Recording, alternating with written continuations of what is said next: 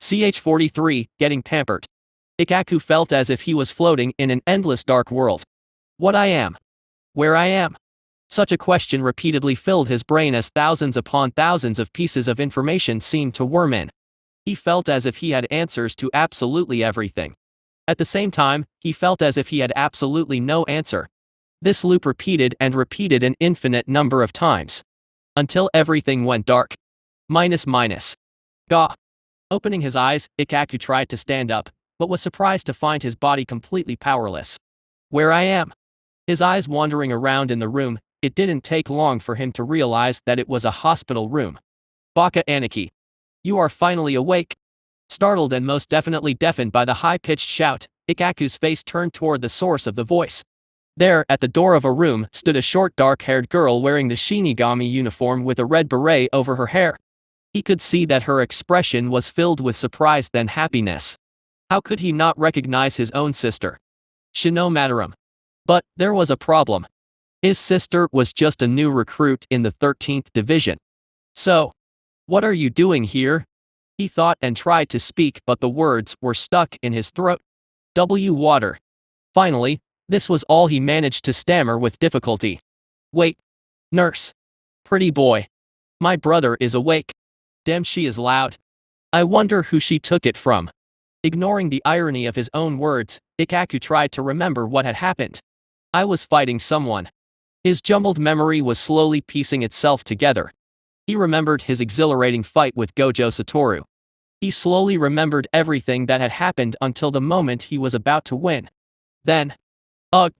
He closed his eyes as a splitting headache assailed him. The world began to spin and he felt like throwing up. This was something that had never happened to him. Cold sweat covered his face after the headache stopped. Don't try to think about what happened. A calm voice sounded next to him. Since when? Ikaku felt a strong feeling of shame rush in his chest.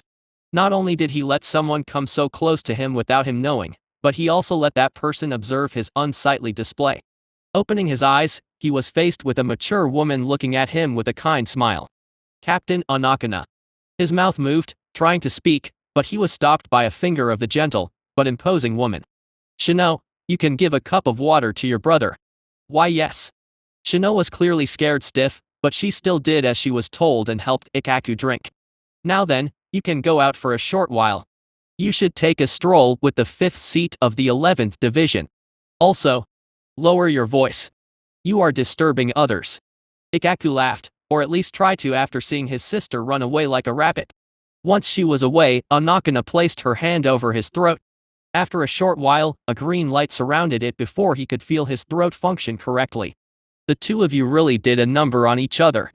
It seems that Gojo had partially crushed your throat, but from the 5th report, this didn't stop you. Ikaku could only let out a sheepish laugh. When he really got into a fight, it was easy for him to forget his wounds and just enjoy the moment.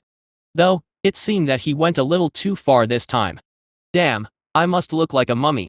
He could see from the corner of his eyes that basically all parts of his body were bound by bandages. He knew that the fight had become kind of crazy after a while. So much so that from an outsider's perspective, the two of them must have seemed like they were trying to kill each other. What about Gojo? He couldn't help but ask. Most of his wounds were broken bones because of Gojo's heavy hits. But on the other hand, all wounds Gojo received were no jokes. Gojo. A helpless smile surfaced on Onakana's face. In another ward of the 4th Division, a silver-haired man was lying down with a few bandages covering him. Placing his hands behind the back of his head, he opened his mouth wide and picked the food that was to his fancy. Thank you girls for taking care of me. The gropey, the nurses who were taking care of him giggled and talked quietly while admiring him. Gojo was already the idol of the 4th Division. Both because of his skills and his looks. Such a treatment was to be expected. Taking another bite of the food presented to him, Gojo thought carefully about the fight. From the start, he held an absolute advantage. But later, just because Ikaku used shikai, the obvious difference in power was greatly shortened. After Bankai, he would have lost if he didn't manage to use the domain. Though he only used it as a last resort. I need to unlock my shikai. He was once again eager to know what kind of training he would receive. CH-44 reactions. GOTY 13, 1st Division. In the office of the captain of the 1st Division, who was also the captain commandant of the whole GOTY 13, Yamamoto sat calmly while listening to his vice captain, Chojiro Sasaki. That is all for the report. The report had been about the fight between SATORU Gojo, a new member of the 4th Division, and Ikaku Madaram, the 3rd seat of the 11th Division. Normally, such a fight should have been unworthy of Yamamoto's attention, but he had been very curious about the boy since some time ago. This fight particularly had been eye-opening. So, now he created a barrier. Yamamoto murmured to himself. This wasn't the first report he had received about Gojo, and from all of them he had pieced something. The boy is creating his own system. This wasn't the first time he had observed something like this. After all, the criteria to enter Division 0 was to make a great contribution to the Soul Society by creating something never seen. Still, even in the 2000 years since the creation of the GOTY 13, the number of such geniuses was incredibly limited. The latest one being Kisuo Kirayara and Mayuri Kuretsuchi, and this was exactly because of this that. Continue to monitor him. Do not use the secret force, it was already proven to be useless. Make use of the observer we planted in the 4th Division. Understood? A genius could either be a boon or a disaster. After all, geniuses liked to play around with the forbidden. He would not let a fiasco like the one with Kisuo Kirayara repeat itself. If the boy proved to be useful, perhaps in 30 or 50 years he could rise as a captain. But if he proved to be dangerous, his grips on his cane tightened. Then he would have to move his old bones once again. What about Mayuri? Chojiro nodded and took another stack of paper. If Gojo was nothing more than a potential danger, Mayuri on the other hand was a true danger that could explode at any moment. If Yamamoto did not regularly check on his research progress, he was sure that the man would one day blow up the Serte or create some kind of incurable disease. Why are all the useful ones also the ones with weird problems? Ukidake was one of the most powerful Shinigami he's ever seen, but his sick body stopped him from utilizing his full power. Shunsui, who held one of the most dangerous Bankais, but was a lazy bastard. Anakana, who was nearly as powerful as himself, but was a crazy, bloodlusting woman. Zareki, who had a talent unmatched in all history, but was an idiot that sealed his own strength. Even his own vice captain had developed some weird fetish about the Western culture after a mission in the West branch of the Soul Society. It was to a level where he even hated Japanese food. Scrunching his brows because of all those unique personalities surrounding him, Yamamoto couldn't help but feel tired. I wonder if I should retire. Thinking about his retirement, he couldn't help but remember a report about another genius. One whose Zanpakuto was basically the complete opposite of his. Chojiro. Yes. The boy named Toshiro Hitsugaya. The one who awakened an ice-type Zanpakuto. Indeed. He should graduate soon. Send him a proposal. If he enters the 1st Division, I will immediately give him a seated position with 1 digit. Chojiro nodded without asking why. He had an absolute and complete belief in his captain. Technically speaking, all seated positions aside from the 1st seat could be held by more than one person at the same time, and those seats went from 1 to 20. But it was a sort of unspoken rule that seats from 2 to 9 could only be held by 1 or 2 people at maximum. Even Shuhei Hisagi, another very talented student, had only been offered a seat in the double digits. Yamamoto could only chuckle while thinking about the possibility of taking Toshiro under his wings. After all, it seemed that Anakana wished to train the man named Gojo Satoru. Wouldn't it be interesting if he also trained his own disciple? This could help him pass time for perhaps 1 or 200 years. Minus. 8th Division, Main Office. Laying down with one hand supporting his head, a middle-aged man wearing a pink haori over a white coat was observing a glasses-wearing, black-haired girl. He was Shunsui Kiraku, the heir of the high-ranked noble house, Kiraku, and the captain of the 8th Division. It could be said that with both those identities, anyone would think of Kiraku as a serious man with impeccable manners. A little like Soifon or Genrei Kuchiki. But the truth couldn't be further apart from reality. Illusions could never withstand the weight of reality. Shunsui Kiraku was an unkempt, frivolous, lazy, and flirtatious man. For more than 60 years ago, the one who had been running the division was the vice captain, Nana Isc, and before her, the previous vice captain, who became a fugitive 60 years ago, Lisa Yadamaru. Generally, seeing him in such an unbecoming posture, Nana would scold him one way or another. But this time though, she seemed to be lost in thoughts and hesitating. Of course, he knew why. which is why he couldn't keep the smile from his face. My little Nana is growing up. Even though he always teased her, Nana Isc was like a daughter for him, and in fact, she was his niece. Sadly, he had never managed to confess this truth to her. Dismissing the gloomy thoughts, he asked, "Why don't you just visit him?" Nana seemed startled at the sudden words. She then shook her head. "I have no one to meet. I do not understand what you are talking about. How could I believe what you just said when your face is so red?" It was really a sight to behold. She seems really happy to have a way to meet him. But if Nana was a normal person, then there would be no problem. As long as Gojo was a good man, he wouldn't have minded and would bless them. Sadly, the ISC clan suffered from a curse, or at least it seemed to be a curse. All the members of the ISC clan were women and could only give birth to girls. The worst part was the fact that all men who married an ISC clan woman died not long after. Shunsui had personally suffered from this tragedy. After all, his brother, Nana's father, died because of the curse. Perhaps I should meet that man myself, first. At least, he needed to assess the resolve of that man. It promised to be interesting. CH-45, I was born ready. 4th Division, Healing Quarter. Even though the moon hung high in the sky, the hospital was still full of activities. After all, Shinigami were always at the risk of being wounded. While the bustle still continued, Gojo, sitting on his bed, was deep in meditation. He was reviewing the fight with Ikaku. What were his mistakes?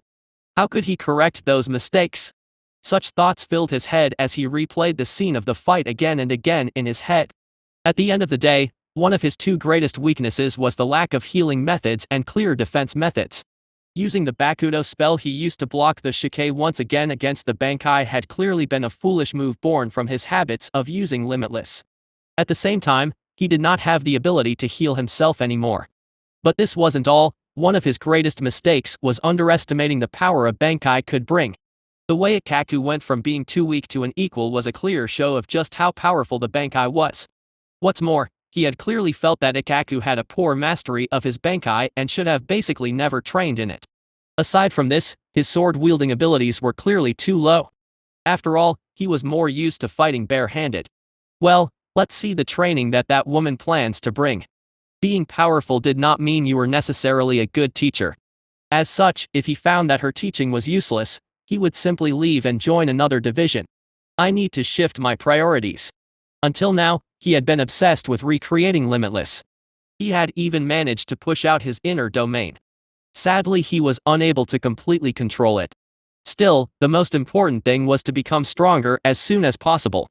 As such, he would firstly attain at least shikai. Then once he did, he could learn Bankai and at least become a somewhat bigger fish. Well, let's sleep.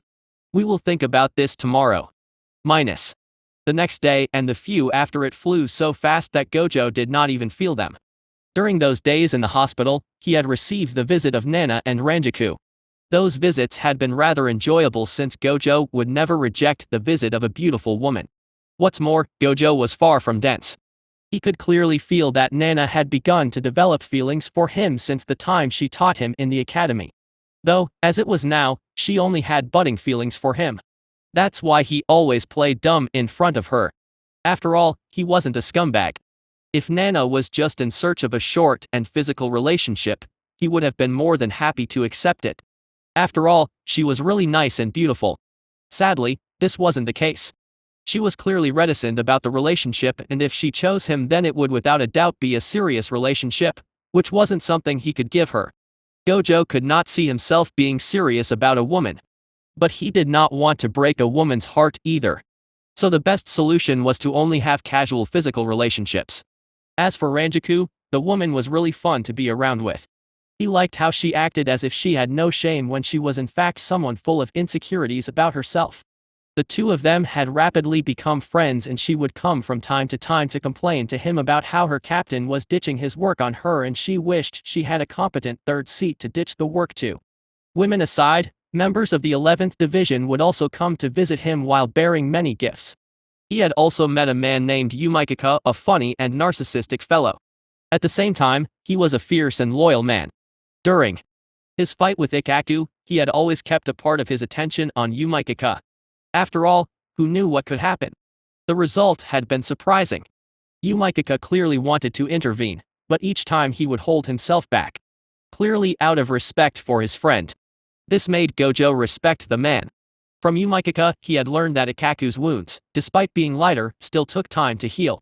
What's more, he had stayed in the coma for a few days before waking up. Gojo knew that this was the result of his incomplete domain.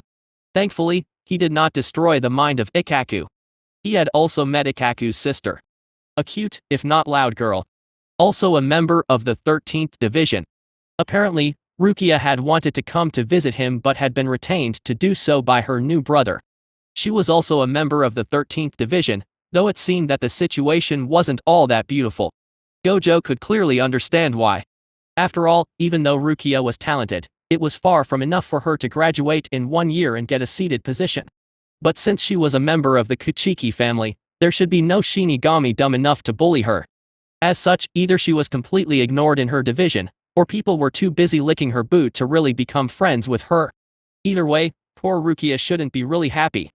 He had decided to visit her once if he had time.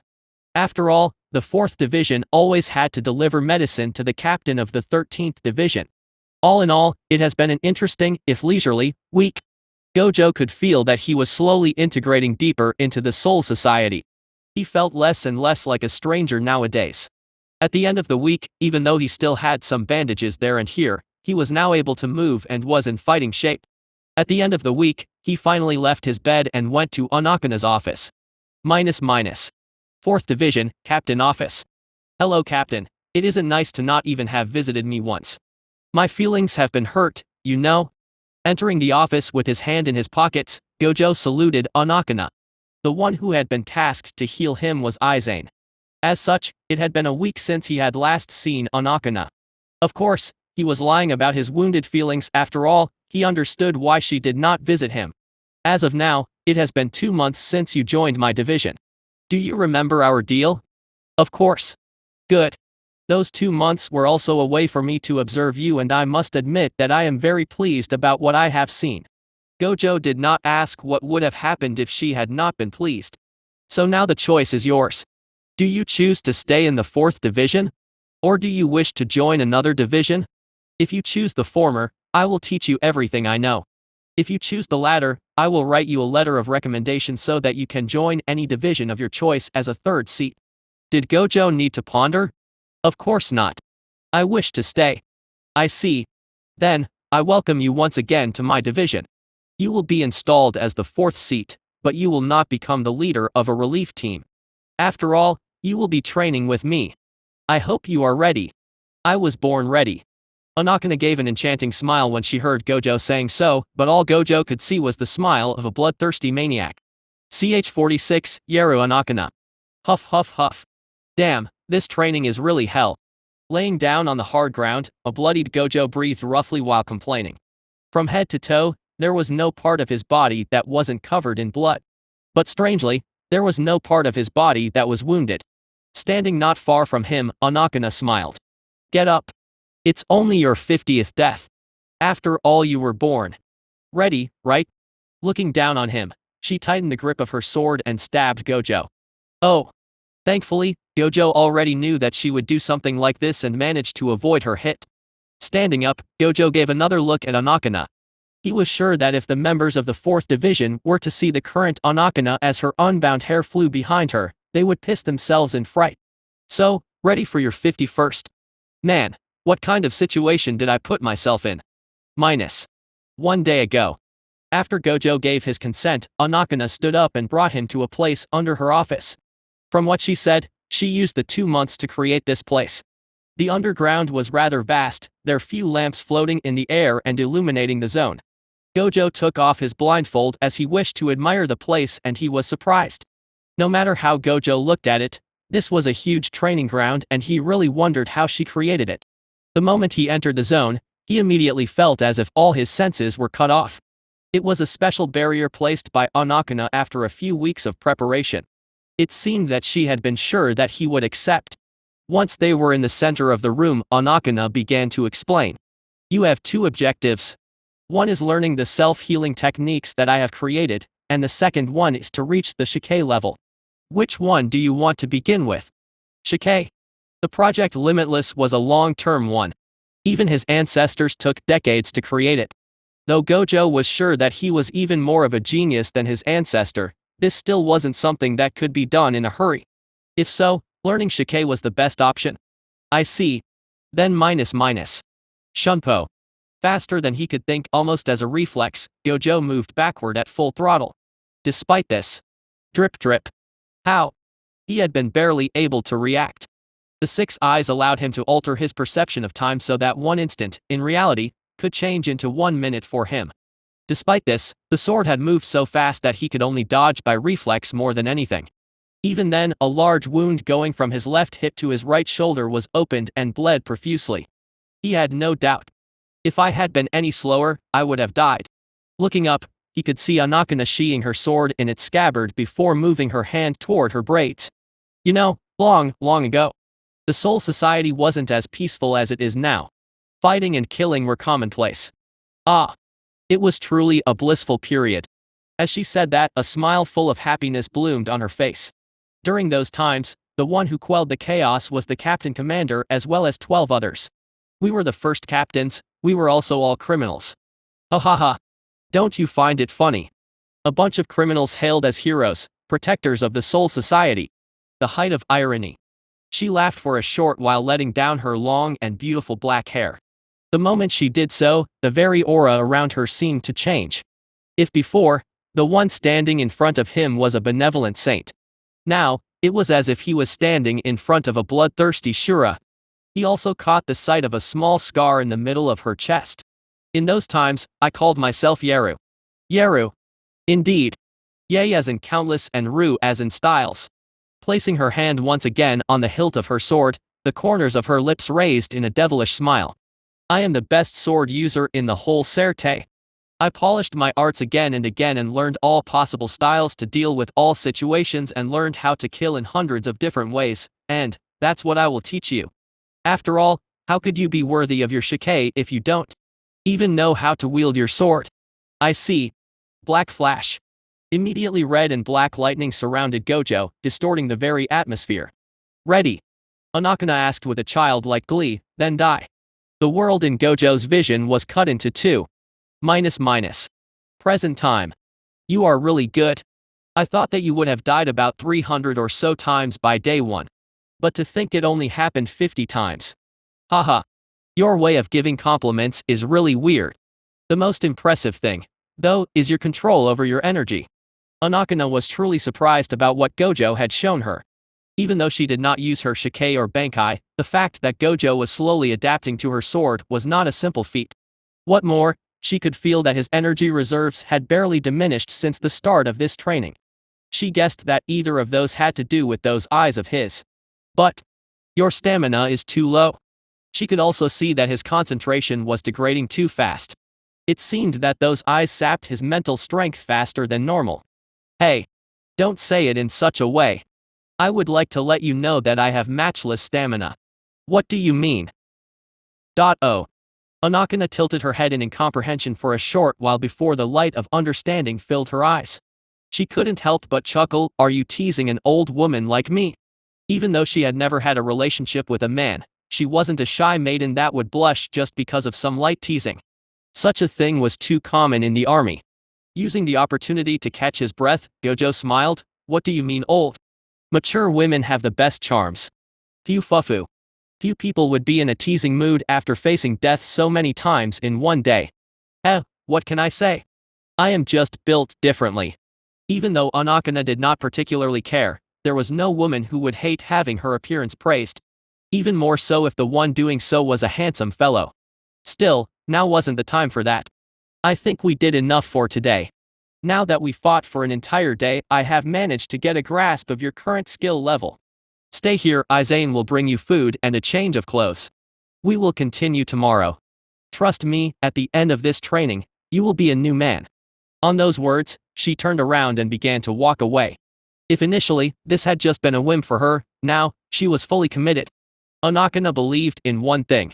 When a strong person meets another strong person, they should only be used to either kill or nurture that person. As he was now, Gojo was still far from a strong person in her eyes. But she could feel it. Her instincts were screaming at her. This young man had the potential to become the strongest. If it was so, she did not mind dying under his blade. After all, if he could kill her, then he would surely be able to wash away her greatest sin. Ch47 Yaru Anakana, 2. Sitting alone in her office, with only a simple lamp beside her, Anakana reviewed the betraying of the day. If she really wanted to make him awaken his shikai, there was nothing really difficult about it. As long as she fought him long enough and made him feel the threat of death, he would unconsciously lower all his mental defenses and communicate with the sword. Of course, there was a big difference between knowing the name of your Zanpakuto and being able to use its ability. But this didn't matter. With his talent, it wouldn't take him too long to master the ability. At least if it had one. But she wasn't satisfied with just that. She didn't just want to train someone strong. She wanted to create the greatest masterpiece. For that, she needed to make him break all limits. Firstly, for Kido, she would give him access to all possible Kido spells below 90. Only a captain could read higher than that, and not even she would break that rule. For Zanjutsu, she would kill him again and again in thousands of different ways so that he could master his own styles. After all, his shikai might not even be in the form of a sword. As such, she had to take this into account. In terms of pure Ryairyoku, there was nothing she could do. The amount and growth of Ryairyoku was something that could not be trained. It was a natural talent. Thankfully, from the report of the 2nd Division, she knew that he already had an amount between that of a captain and a vice-captain. With such a base Ryairyoku, it wouldn't be a problem for it to grow to an immeasurable level like her and Zareki. For Hakuda and Hoho, she had nothing much to teach him, and in fact, she was really curious about the Jujutsushiki he was developing. She did not know why he was giving it such an ominous name, but the little he had shown was really impressive. If he really created a complete set of techniques and created his own department, he would most likely enter Division 0. But she doubted her disciple would do so. He did not seem to have any sort of loyalty towards the Soul Society or any deep sense of purpose.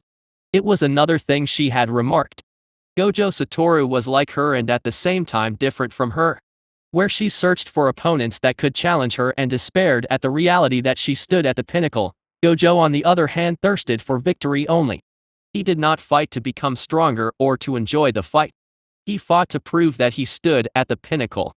For him, knowing that there were people equal and above him seemed to be an unacceptable notion. Her despair was his joy and her joy was his despair.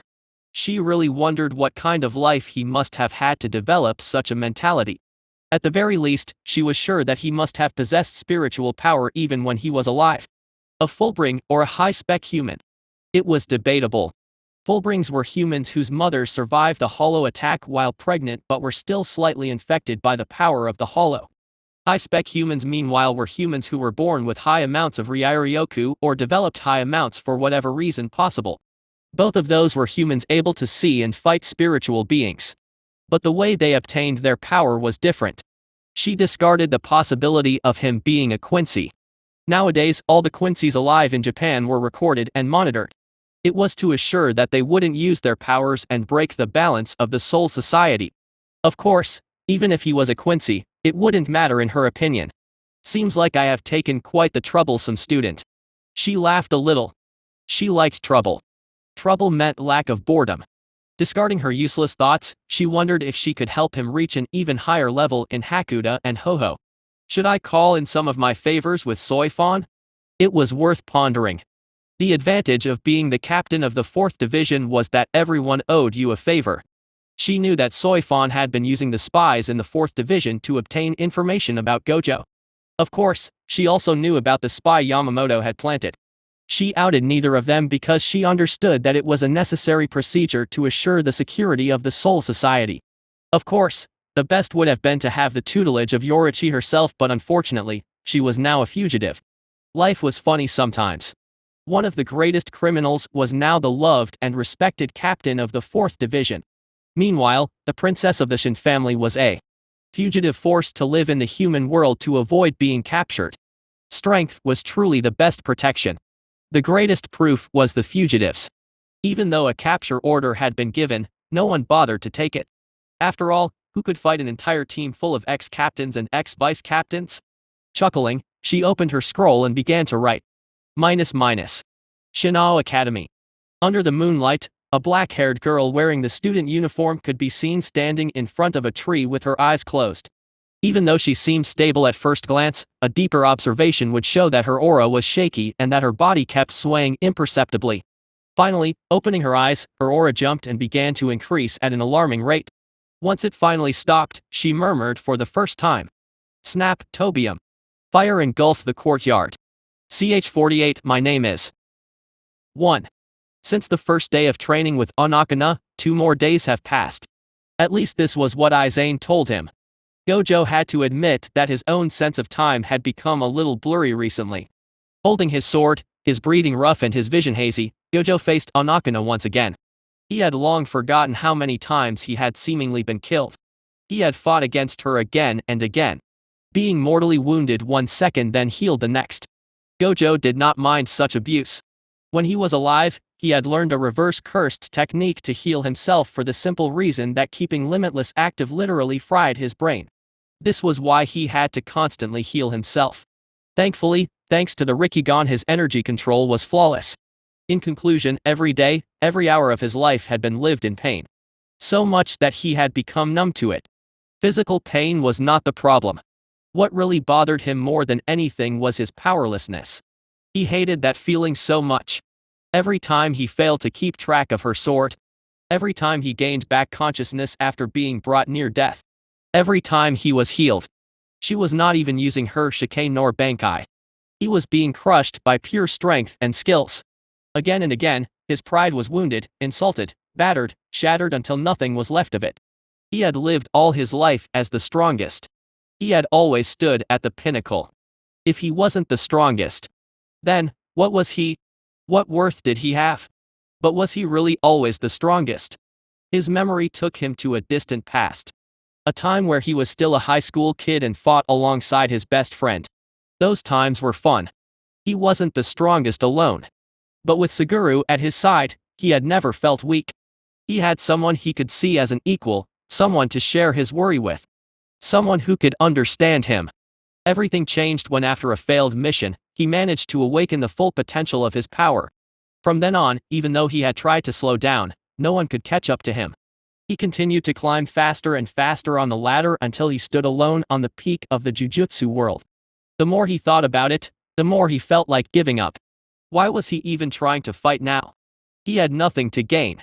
He wasn't even in his own world anymore. He already died after saving the world, shouldn't he be allowed to rest? Just as he was about to lower his sword in defeat, he remembered a sentence, a question his best friend and the only man he had ever considered as a partner once uttered. Are you the strongest because you are SATORU Gojo, or are you SATORU Gojo because you are strongest? It was like a jolt that swept away all his negative feelings. What the fuck I was about to do? Ha ha ha. Oh my fucking god. What a sorry sight I am. He laughed out loud while avoiding a slash from Onakana that would have increased his number of deaths. Is he alright? Surprised at his sudden laugh, Onakana couldn't help but ask herself if she had gone a little too far and broke him. Gojo ignored Onakana and continued to laugh. He laughed at his own foolishness. He laughed at this stupid pride of his that had no reason to exist. He laughed at the fact that he had forgotten a simple truth. Even in the Jujutsu world, he hadn't always been the strongest. He had trained, failed, fought, won some, lost some. He did not stand at the peak from the very start. But even then, even when he was but a child who could be killed at any moment, he had neither doubted one thing. One truth. I am strong. How could he have ever doubted such a simple truth? And since this Zanpakuto was part of him, then it was nothing more than another aspect of his strength. Suguru used curses, but did this mean he wasn't strong? Megumi used Shikigami. Even Toji Fushiguro only managed to nearly kill him thanks to using special curse tools. But so what? Strength was strength. As such, why did I even reject my own power? The moment this realization hits him, his vision blurred. Inner world. When his vision went back to normal, he looked around him and remarked that he wasn't in the cold and damp cave anymore. He was standing in a white space filled with clouds as far as the eyes could see. It was a white void. A limitless and boundless space. Is this my inner world? Gojo was used to the concept of inner worlds. After all, Domain expansion was the expression of the inner world into reality. But his world wasn't supposed to be like this. Now then, what do I do? Since there was no direction, he simply chose one without thinking and began to walk. How long had he been walking? How far he walked? Did he even move a step? It was when he was asking himself those questions that he saw it. A throne so tall that it looked like a tower supporting the heavens of this world. At the vision of such a throne, one would expect that the one sitting on it would be equally tall. But this wasn't the case. The one sitting on the throne was a girl. A silver-haired girl entirely clad in black and white, from her black shirt to her short black skirt and black stockings. Her clothes, reminiscent of a military school uniform. On her back, she wore a black haori etched with golden threads. But her beauty and her uniform aside, what really caught his attention was the black blindfold covering the upper half of her face. "Who are you?" Even though he had a hunch, Gojo still asked. Crossing her legs, the girl answered. "My name is minus minus minus minus minus minus." "What? Sigh, so I still can't reach you?" "Well, I am not surprised." Uncrossing her legs, she stood up from her throne and began walking toward him. Once she stopped just a few centimeters away from him, Gojo marveled at how short she was. She shouldn't be taller than 160 centimeters. Raising her head, she put her hands on her hips and spoke with a haughty tone.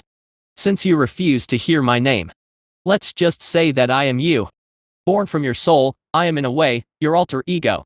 Just cuter, smarter, and more than anything. Way stronger." Looking at her smug face as she uttered those words, Gojo only had one thought. "Oh, I really want to punch her." CH-49, my name is. 2. In an infinite white void filled with clouds, a girl and a man who could pass for siblings faced each other. Even though one of them was wearing a blindfold, there was no doubt that the two of them were throwing a challenging look at each other. Despite this weird sense of tension, a smile could be seen on the corner of their lips. Whether those smiles came from the bottom of their hearts, though, was another matter. "Chibi. Could you repeat what you said?" "Heh. Do you think I am self-conscious about my height? Look at me.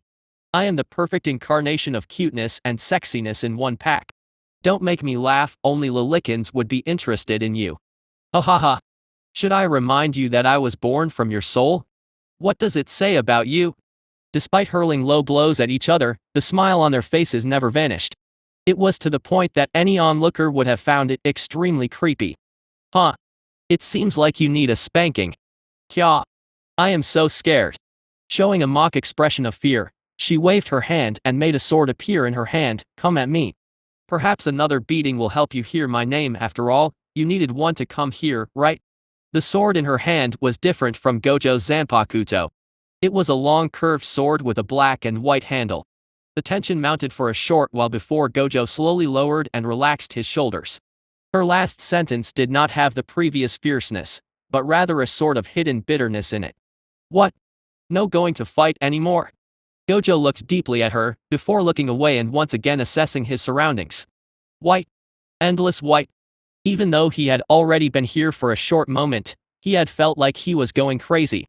Then, what about her? What's more, he remembered her previous sentence. "You still can't hear my name." He remembered the times his sword had tried to reach him. What would it feel like to call someone again and again, only for that person to always ignore you? How much worse would you feel if the one ignoring you was the reason for your existence, the one who should have been the closest to you? How much pain, sadness, anger, and despair would you feel while staying alone in this endless void? Reaching there, all anger vanished from Gojo's mind and was replaced by a rather overwhelming feeling of guilt. "Stop." He was startled out of his thoughts by this shout. Lowering his head, he looked at the short girl in front of him once again.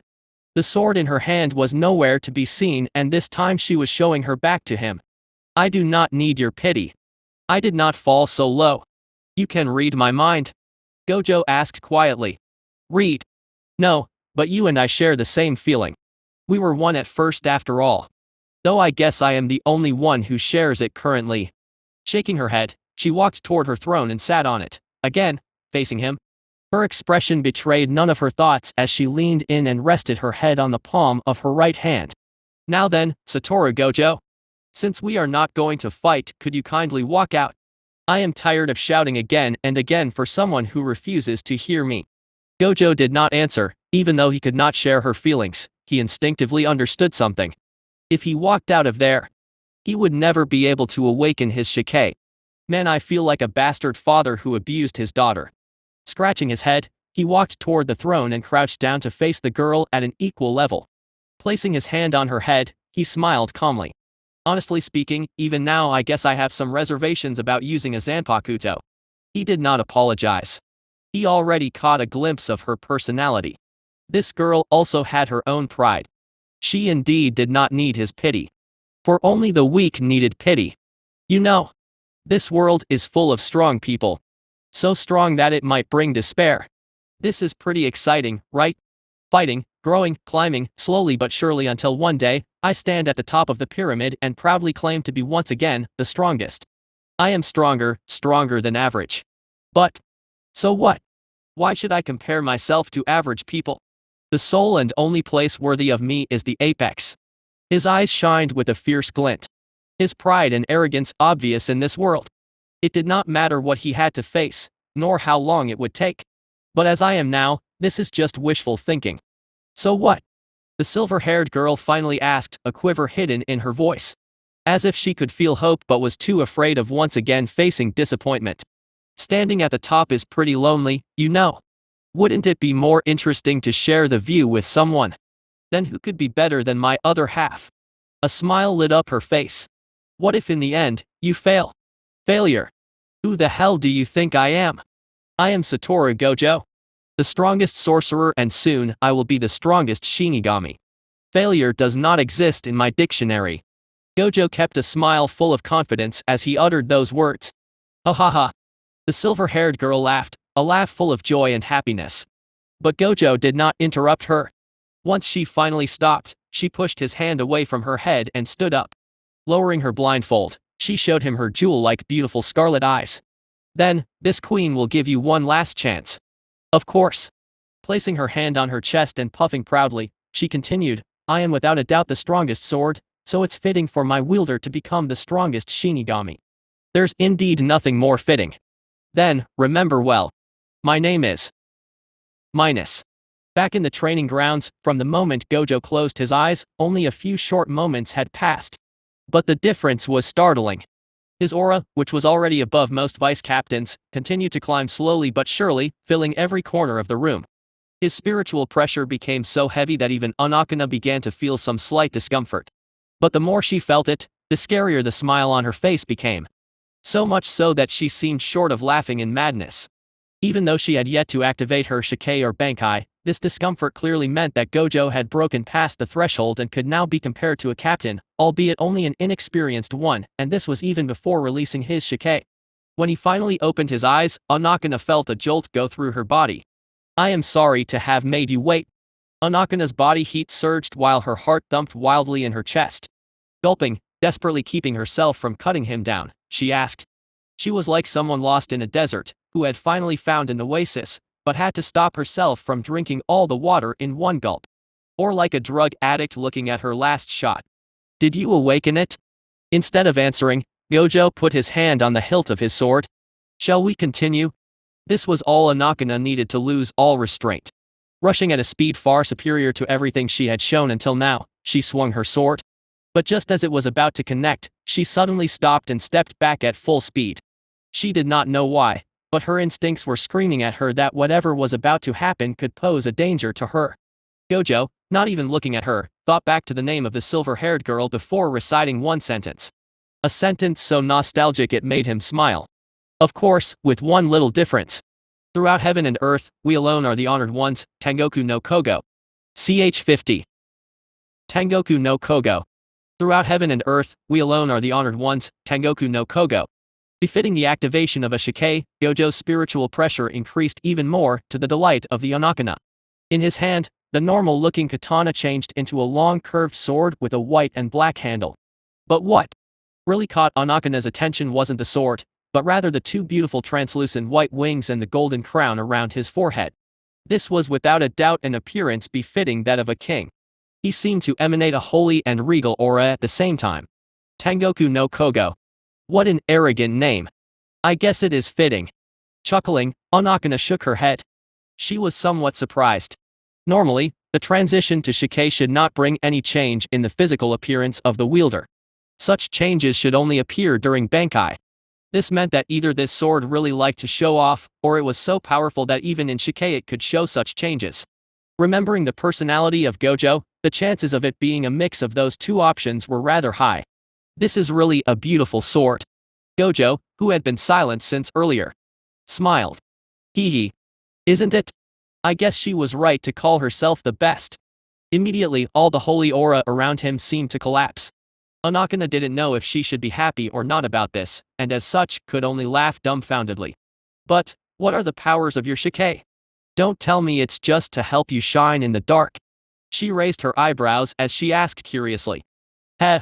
You heard the incantation, right? We are the ruler of heaven. 1. Immediately, the world around them seemed to break down. No, it did not seem to, it was indeed happening. Anakana's eyes widened as she watched the particles of energy in the air gather at Gojo's wings. At the same time, all the wounds on his body slowly began to close before vanishing entirely. Impossible. You are. For the first time in hundreds of years, Anakana was well and truly shocked. Indeed, I am absorbing Reishi. This was impossible. It broke all common sense. Only Quincy could absorb Reishi. Even in the extremely small possibility that he had been a Quincy when alive, the power over Reishi should not have manifested through his Zanpakuto. This wasn't all. How are you able to heal yourself? Anakana felt like she was going crazy. Too many impossibilities were happening in front of her. Even though Quincy could use Reishi and create bleached venae to protect their bodies, they could not heal themselves. Gojo twirled his sword while laughing. I think you are having a misunderstanding. I have read the records about Quincy and their abilities. So let's just say that I am way beyond all that. This was so. Tangoku gave him absolute control over Reishi in a limited zone. It wasn't just about creating weapons or something basic. He could literally do anything he wanted with Reishi. Previously, he did not heal himself in the truest sense of the word. Shinigami's bodies were composed of Reishi, so all he did was to use the Reishi in the air to reconstruct his body.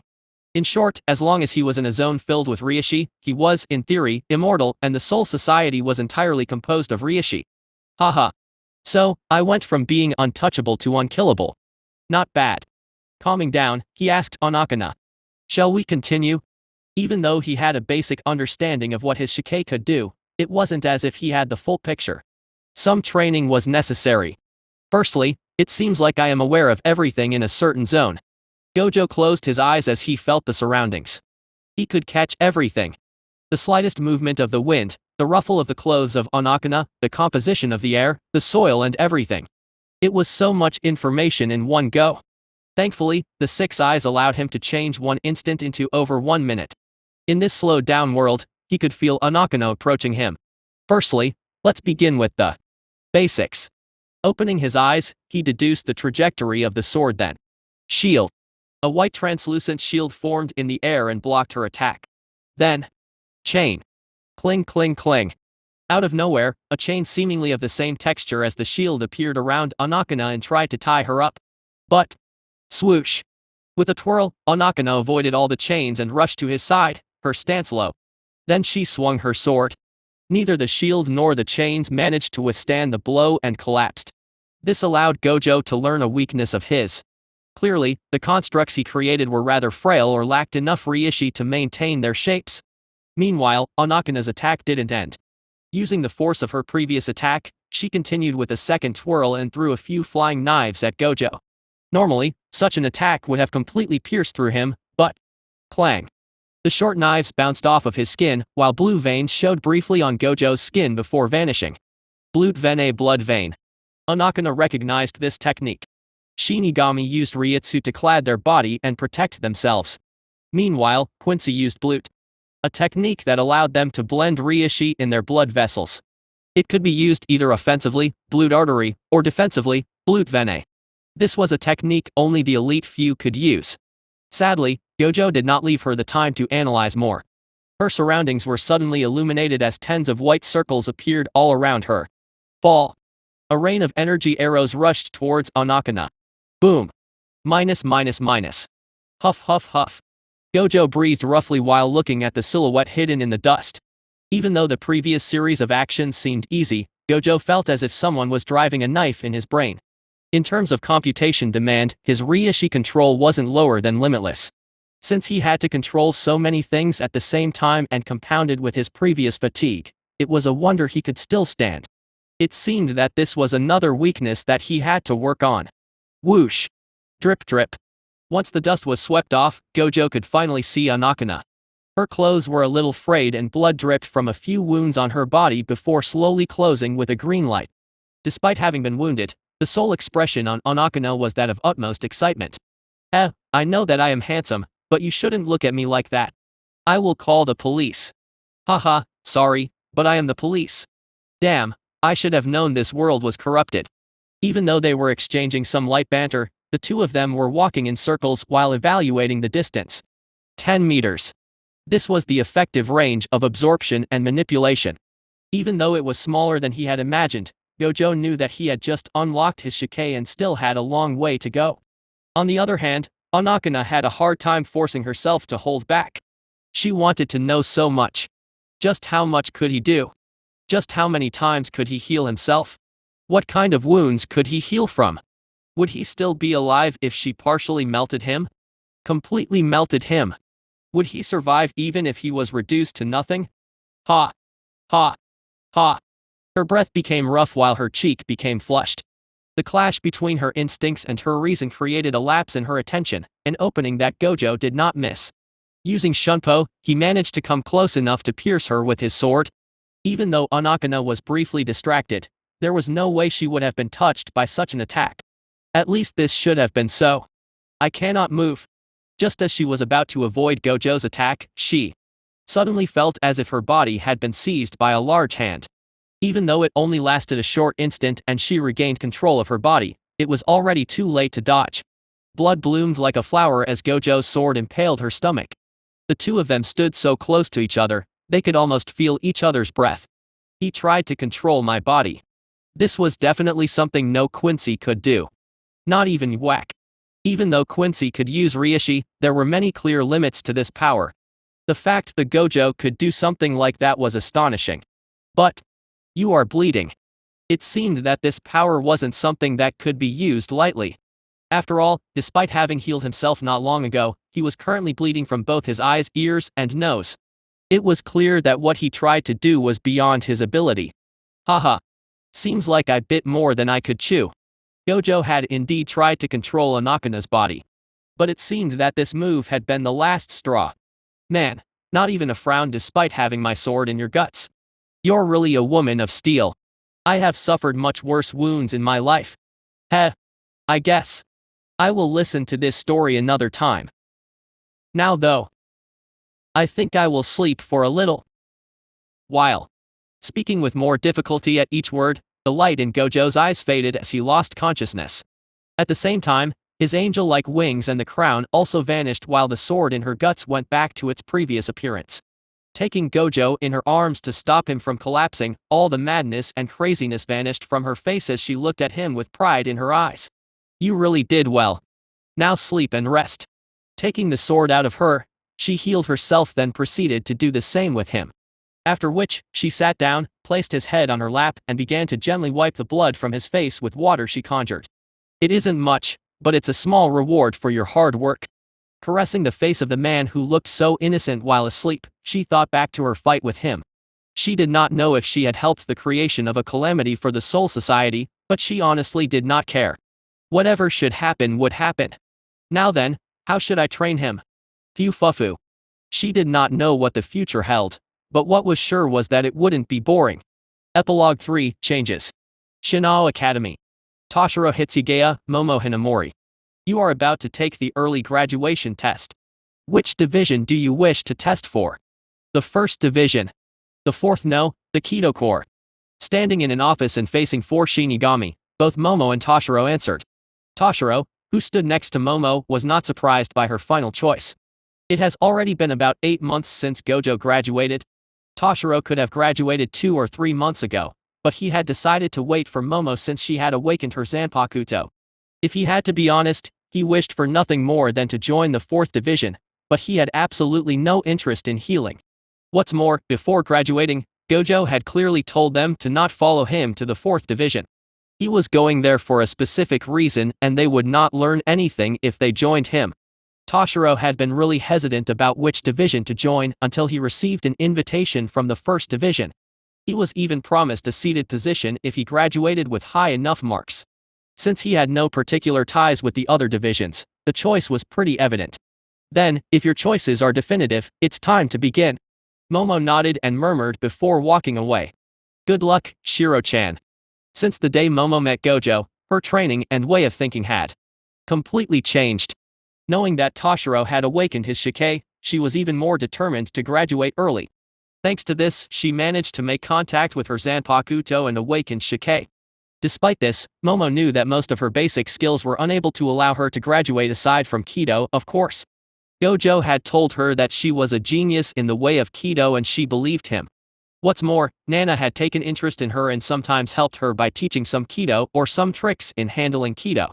All those elements compounded and gave her the confidence to apply for the Kido Corps. Let's do my best. Clenching her fist, she nodded to herself and went to her exams. Serte, Shin family. So the captain of the 4th division wishes to create a joint exercise program with us. Sitting on a throne, a young man with tan skin and a somewhat girly look asked, confusion clear in his voice. What do you think? Oni-san? Please. Yushiro-sama. I have already asked you to not address me so familiarly in official settings. Facing him, on a knee, was Soifon, the captain of the 2nd division. The Shin family was one of the 4 great families in the Soul Society. What's more, they also had full control over the secret force. As for the Fawn family, they were the most staunch and loyal supporters of the Shin family. It was to the level where absolutely all members of the Fawn family were members of the secret forces, and anyone who failed to enter was immediately exiled from the family. Normally, Soifon should not have become the captain of the 2nd division. But since the current leader of the Shin family, Yushiro Shin, was still somewhat immature, she had been elected to take control.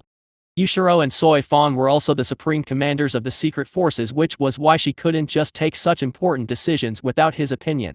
Of course, this was once again a temporary measure until Yushiro was ready.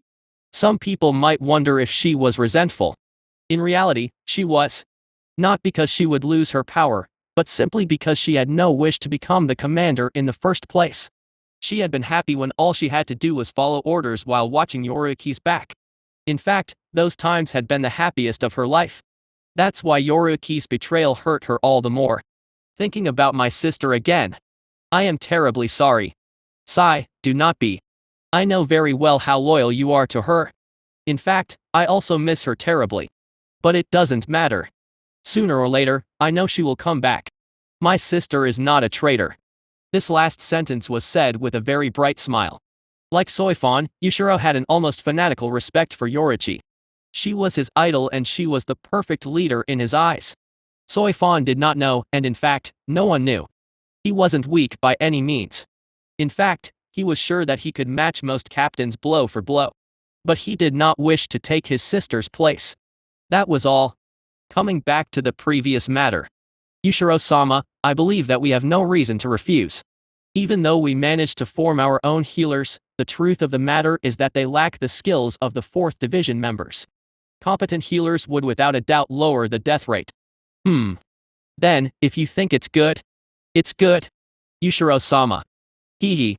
I am being serious. I named you Supreme Commander and gave you an authority equal to mine. You can do what you believe is the best. I believe in you. I humbly accept your praises. Sigh. I believe in you, but you are so stiff. Anyway, that is enough for now. I will leave the rest to you. Understood? Nodding, she stood up and saluted. Then, I will take my leave. Bye-bye. Come visit me sometime for reasons other than work. This place is so boring. I will. After walking out, Soifon squinted a little as rays of sunlight entered her eyes. Remembering Yushiro's speech about Yoruichi, Soifon chuckled bitterly. She had never cared about whether Yoruichi was really a traitor or not. What really hurt her was the fact that Yoruichi left without her. If it was for Yoruichi, she would happily betray the Soul Society. Serte, 5th Division. In the underground of the 5th Division, a silver-haired man, Jinichimaru stood while looking at his captain standing in front of a large tube filled with green liquid. In the tube, a life form resembling that of a fetus seemed to develop slowly. "Oh, Jin, what do you think of my new creation?" Jin, with his eyes squinted, had a hard time answering this question. "Is it a new type of hollow?" "Indeed. It's a little experiment I am curious about. I was wondering what the results would be if I made a hollow and a Shinigami fuse completely. Unfortunately, I failed at least until now, that is." Jin did not ask how many Shinigami were sacrificed for this experiment. He had long since stopped counting. "What can it do?" Adjusting his glasses, Aizen thought for a short while before answering, "I honestly do not know. In theory, it should be able to completely fuse with a Shinigami and use all its power. But I doubt this one could do so." "Well, we will see in a few years when it's ready." Jin nodded. He understood perfectly that this was just a way to pass time for Aizen. Something of a whim. "Which division will be the target this time?" Aizen chuckled. "You make it seem as if we are some bad guys. Let's go with the 13th. I have always wondered what that man was capable of. Too bad he is always sick."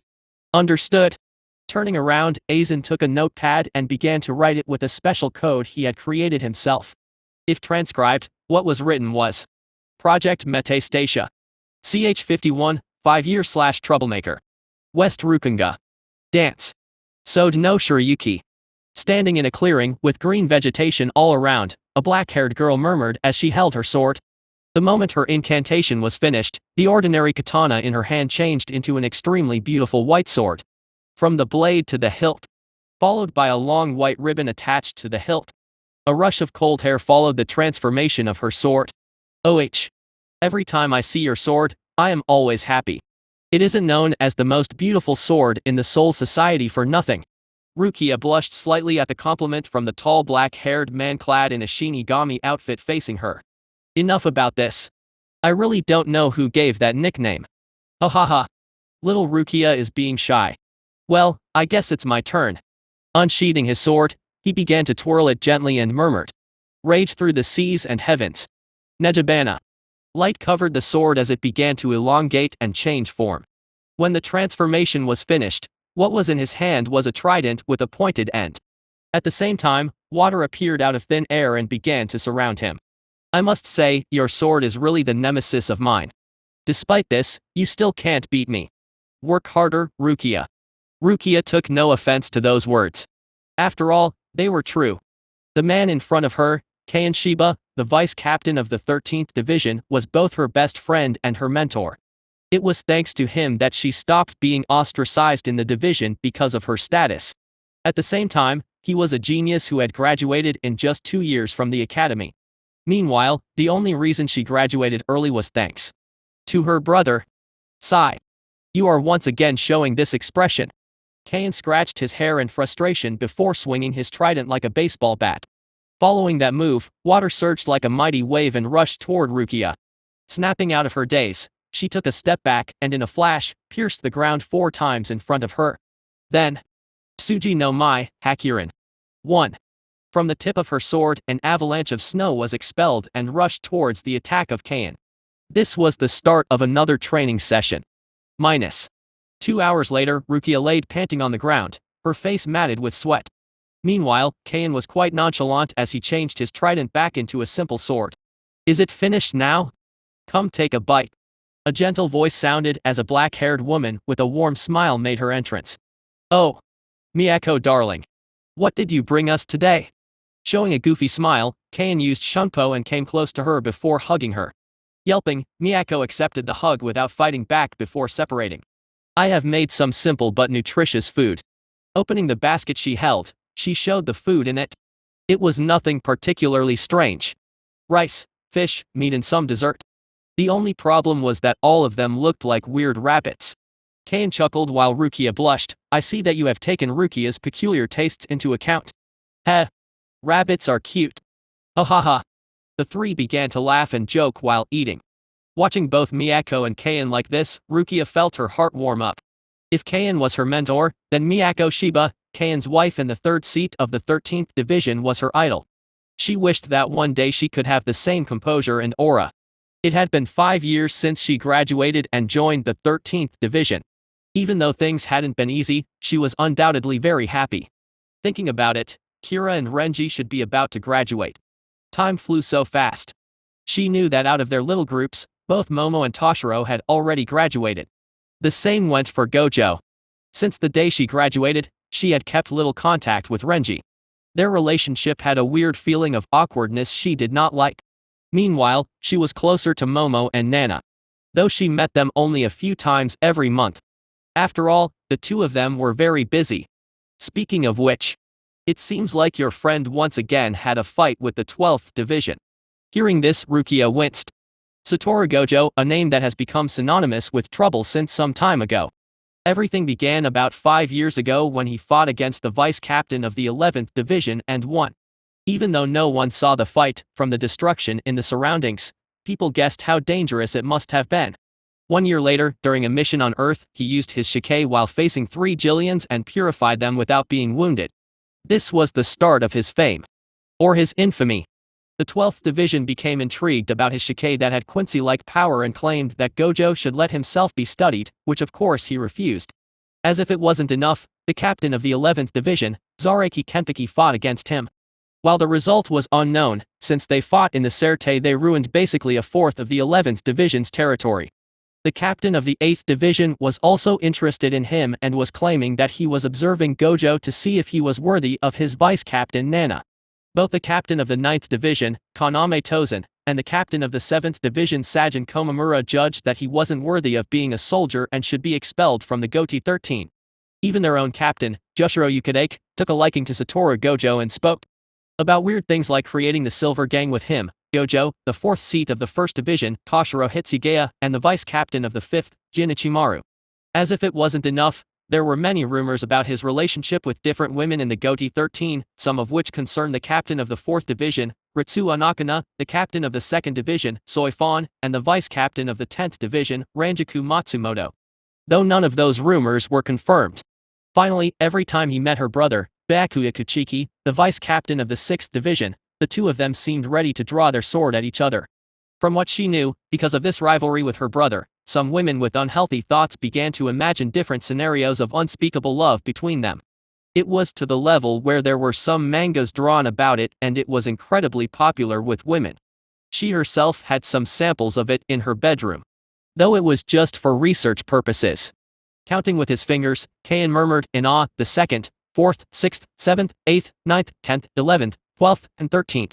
Your friend basically had contact with all the divisions of the Soul Society. Rukia simply acquiesced. Gojo's attraction for trouble was something she knew from their academy days.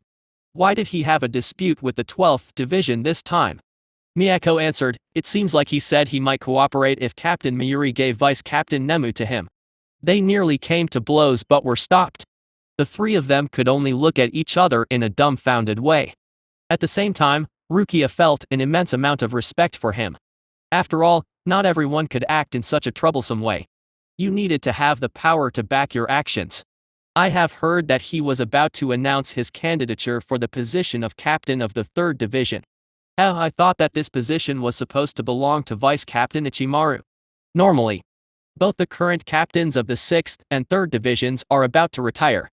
Vice-Captain Bakuya would be promoted to the 6th Division.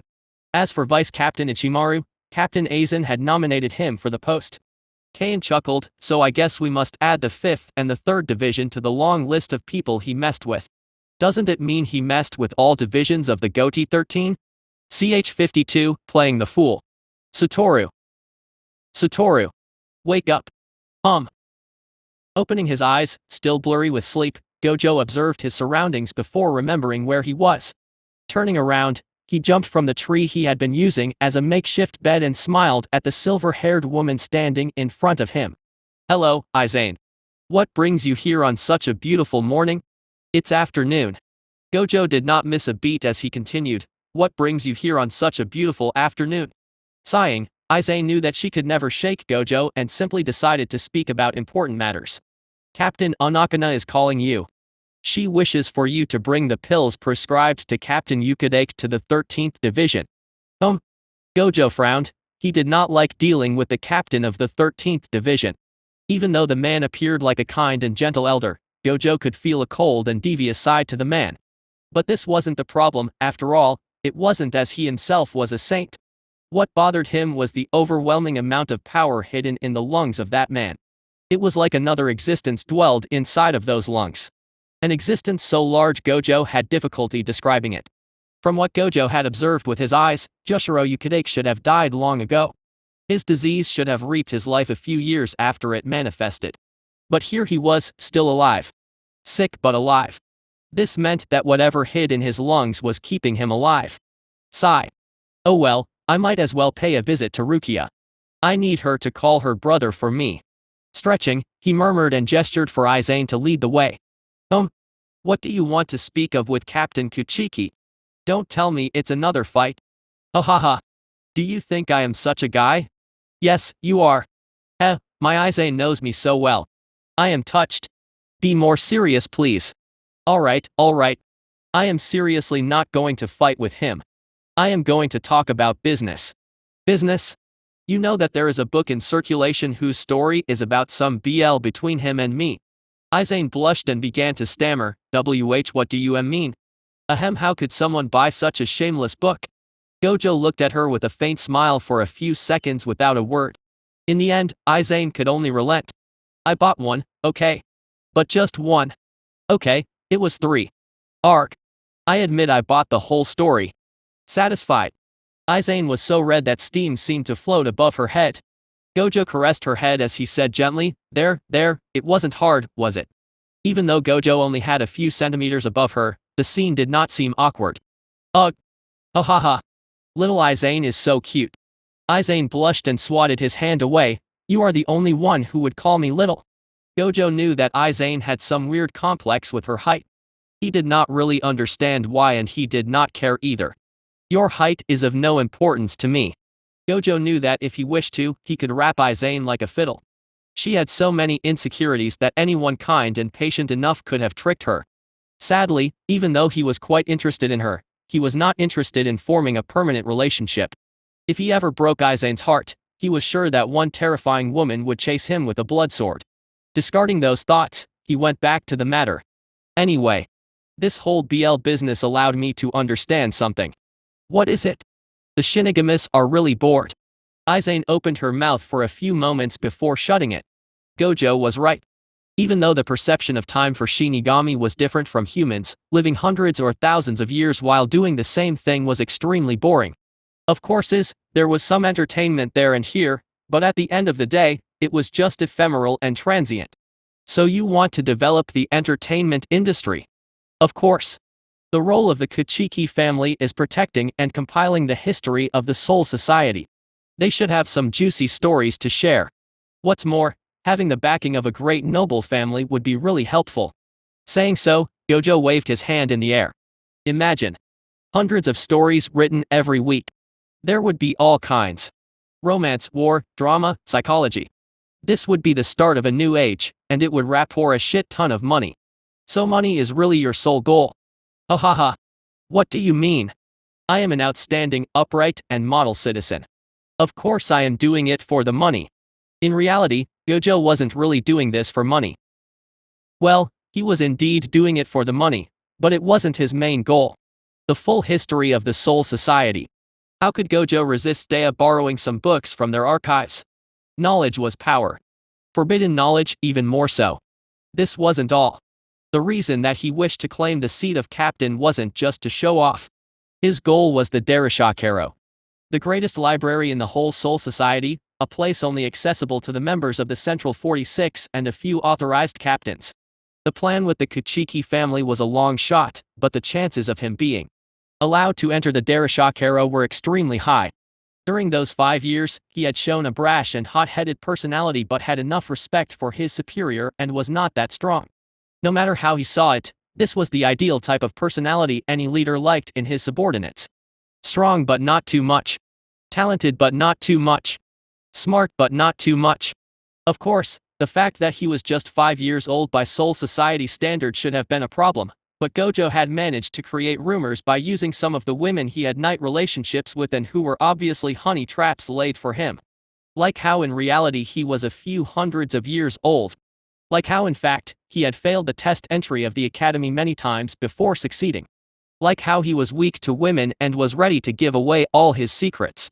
A flawless person invited wariness. A person full of flaws invited disgust.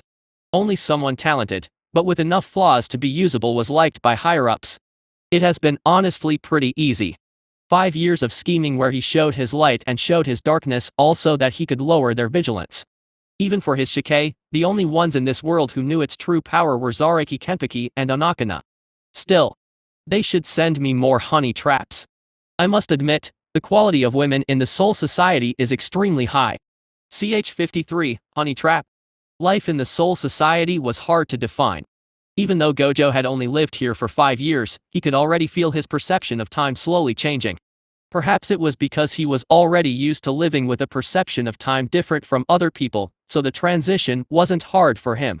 Still, at the end of the day, time passed and each day resembled the previous one. So much so that after a while, you wouldn't know how many days had passed.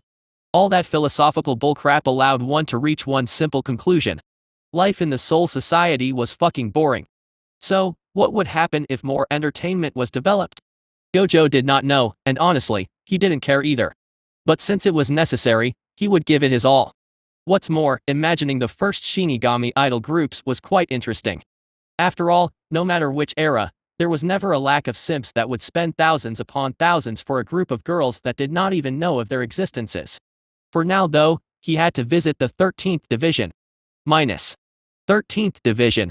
Walking alone in the district of the 13th, Gojo had to admit that despite his misgivings about the captain, the order in the division was well maintained. Of course, he understood that this was only possible thanks to the vice captain of the division, Kei Shiba. Good morning, third seat Gojo. I hope you had a good day. Speaking of the devil. Turning to face the speaker, he gave a faint smile and waved his hand. Yo. Kei was not surprised at Gojo's nonchalant answer, nor was he angered. In the first place, the members of a division only had to respect the superiors in their own division. Outside of it, not even a captain could punish a member of another division without extremely good reasons. Moreover, Kei liked people with direct personalities. Even though he had to admit that his confident personality was sometimes a problem. Follow me. The captain is resting currently, we will have to wake him up. Nodding, the two began to walk in silence. Even though they had met a few times, they had no common interest and their personalities were completely different. The fact that they did not feel disgust or indifference to each other was mostly thanks to the fact the two of them were people who minded their own business. Walking out of the Serte from the west gate, the two of them walked through the Rukunga. This was something that had surprised Gojo when he learned about it. The captain wasn't from a big noble house, but rather from a very small one. So small in fact that the only proof of their nobility was their title. Because of this, they could only live in the Rukunga, albeit the first district. Looking at the back of Kei, he knew that the Shiba family was also a minor noble family. In the Soul Society, most captains and vice captains were either from the Rukunga or from low-level noble families. In fact, aside from Soifon, Byakuya and Shunsui, all the other captains were of low backgrounds. This was something that could never happen in his world. After all, the power of jujutsu techniques was related to the bloodline. While some outliers could appear, they were so incredibly rare that they could be counted on one hand. Of course, Gojo could not dismiss the possibilities that some nobles disdained entering the army. But such reasoning seems flimsy. If the Kuchiki and the Shin family could enter the army for generations, then no family was too good for the Goti 13. Rukunga 1st District. Even though they were walking, it didn't take them long to reach their destination. Let's wait here, please. Sitting under the shade of a tree, the captain, Joshiro Yukide, could be seen gently reading a story while some kids of the Rukunga listened to him, their eyes full of sparkles. It was well known that Joshiro loved children. Be it because of his nature or because he had 4 little brothers, either way, it was rather admirable. Even though Gojo did not really like the man, he had to give him respect where it was due. Though, the concept of children in the Soul Society was pretty complicated. After all, since those children were from the Rukunga, there were high chances of them being tens of years old. This was something Gojo was still slowly coming to grips with. Thankfully, it didn't take long for the story to end and Joshiro invited the two of them to his home. Serte, 12th Division. While Gojo was discussing with Joshiro, in the 12th division, a man whose face was painted in black and white, giving him the appearance of a skeleton, and wearing a white cloak over his Shinigami uniform could be seen furiously typing while facing strings of data. On the back of his cloak, the number 12 could be seen. He was Mayuri Kuretsuchi, current captain of the 12th division and an ex-criminal. This is impossible. No, how is it possible? Mayuri was a scientist. As a scientist, he knew that nothing was impossible in this world. On the screen, a picture of a silver-haired man fighting a group of Jillian could be seen. What was infuriating was that from time to time, even though he was fighting, the man would pause while facing the cameras that should have been hidden. Clearly, he knew that he was being observed. His shikai makes no sense. He growled with frustration. Even after years of study, he still did not even have the start of an hypothesis. No matter how Mayuri tried to explain it, he could only feel stumped. Shinigami were unable to control Reishi. Even their ability to walk on Reishi footholds was only possible on Earth, where the concentration of Reishi was incredibly low, allowing it to be pulled towards them. Since Shinigami could not do so, then their Zanpakuto should not be able to either. But this man. I need to experiment on him. Hitting his keyboard with frustration, Mayuri couldn't help but curse. He hated this feeling of not understanding something.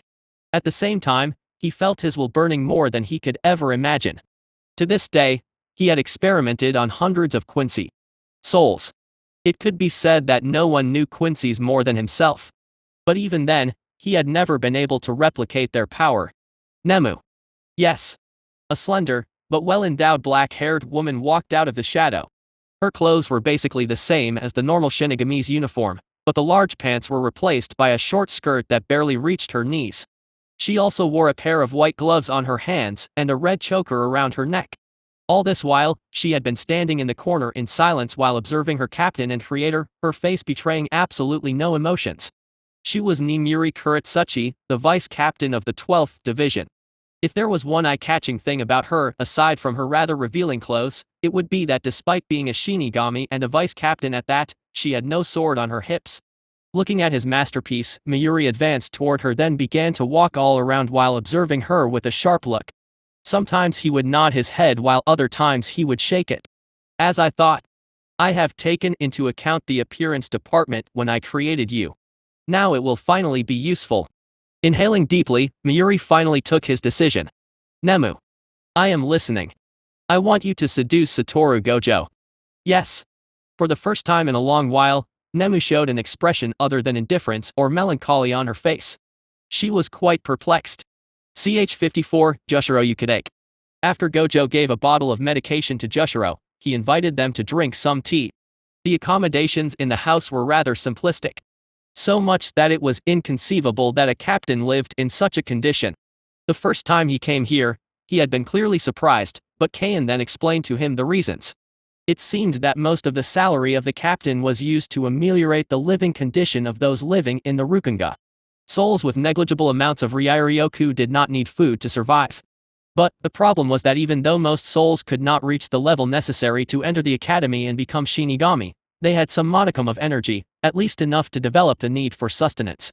To such souls, their powers were nothing more than a curse. Joshiro tried to develop different ways to help the poor. Of course, no matter how high his pay was, he was just one captain. The amount of help he could bring was negligible. But this never stopped him. It was truly admirable. Even though Gojo would never sacrifice himself for a bunch of people he had no relation with. At the same time, it was extremely laughable.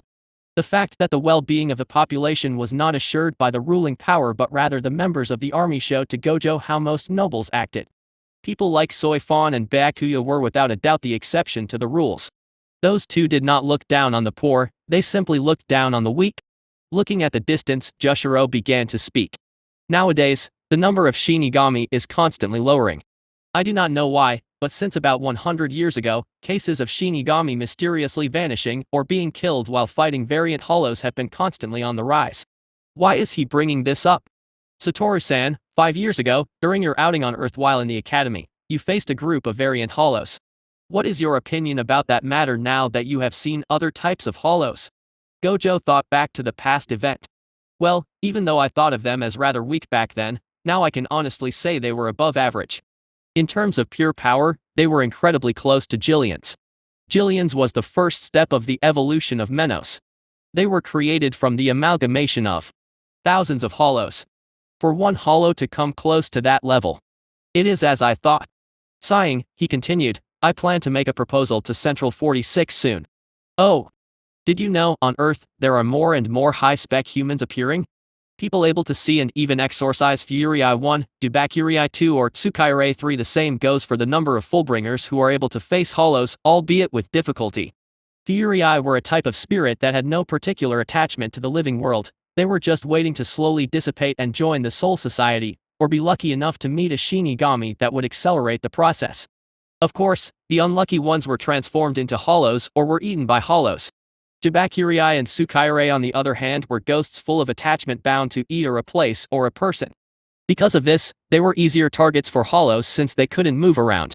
This topic interested Gojo.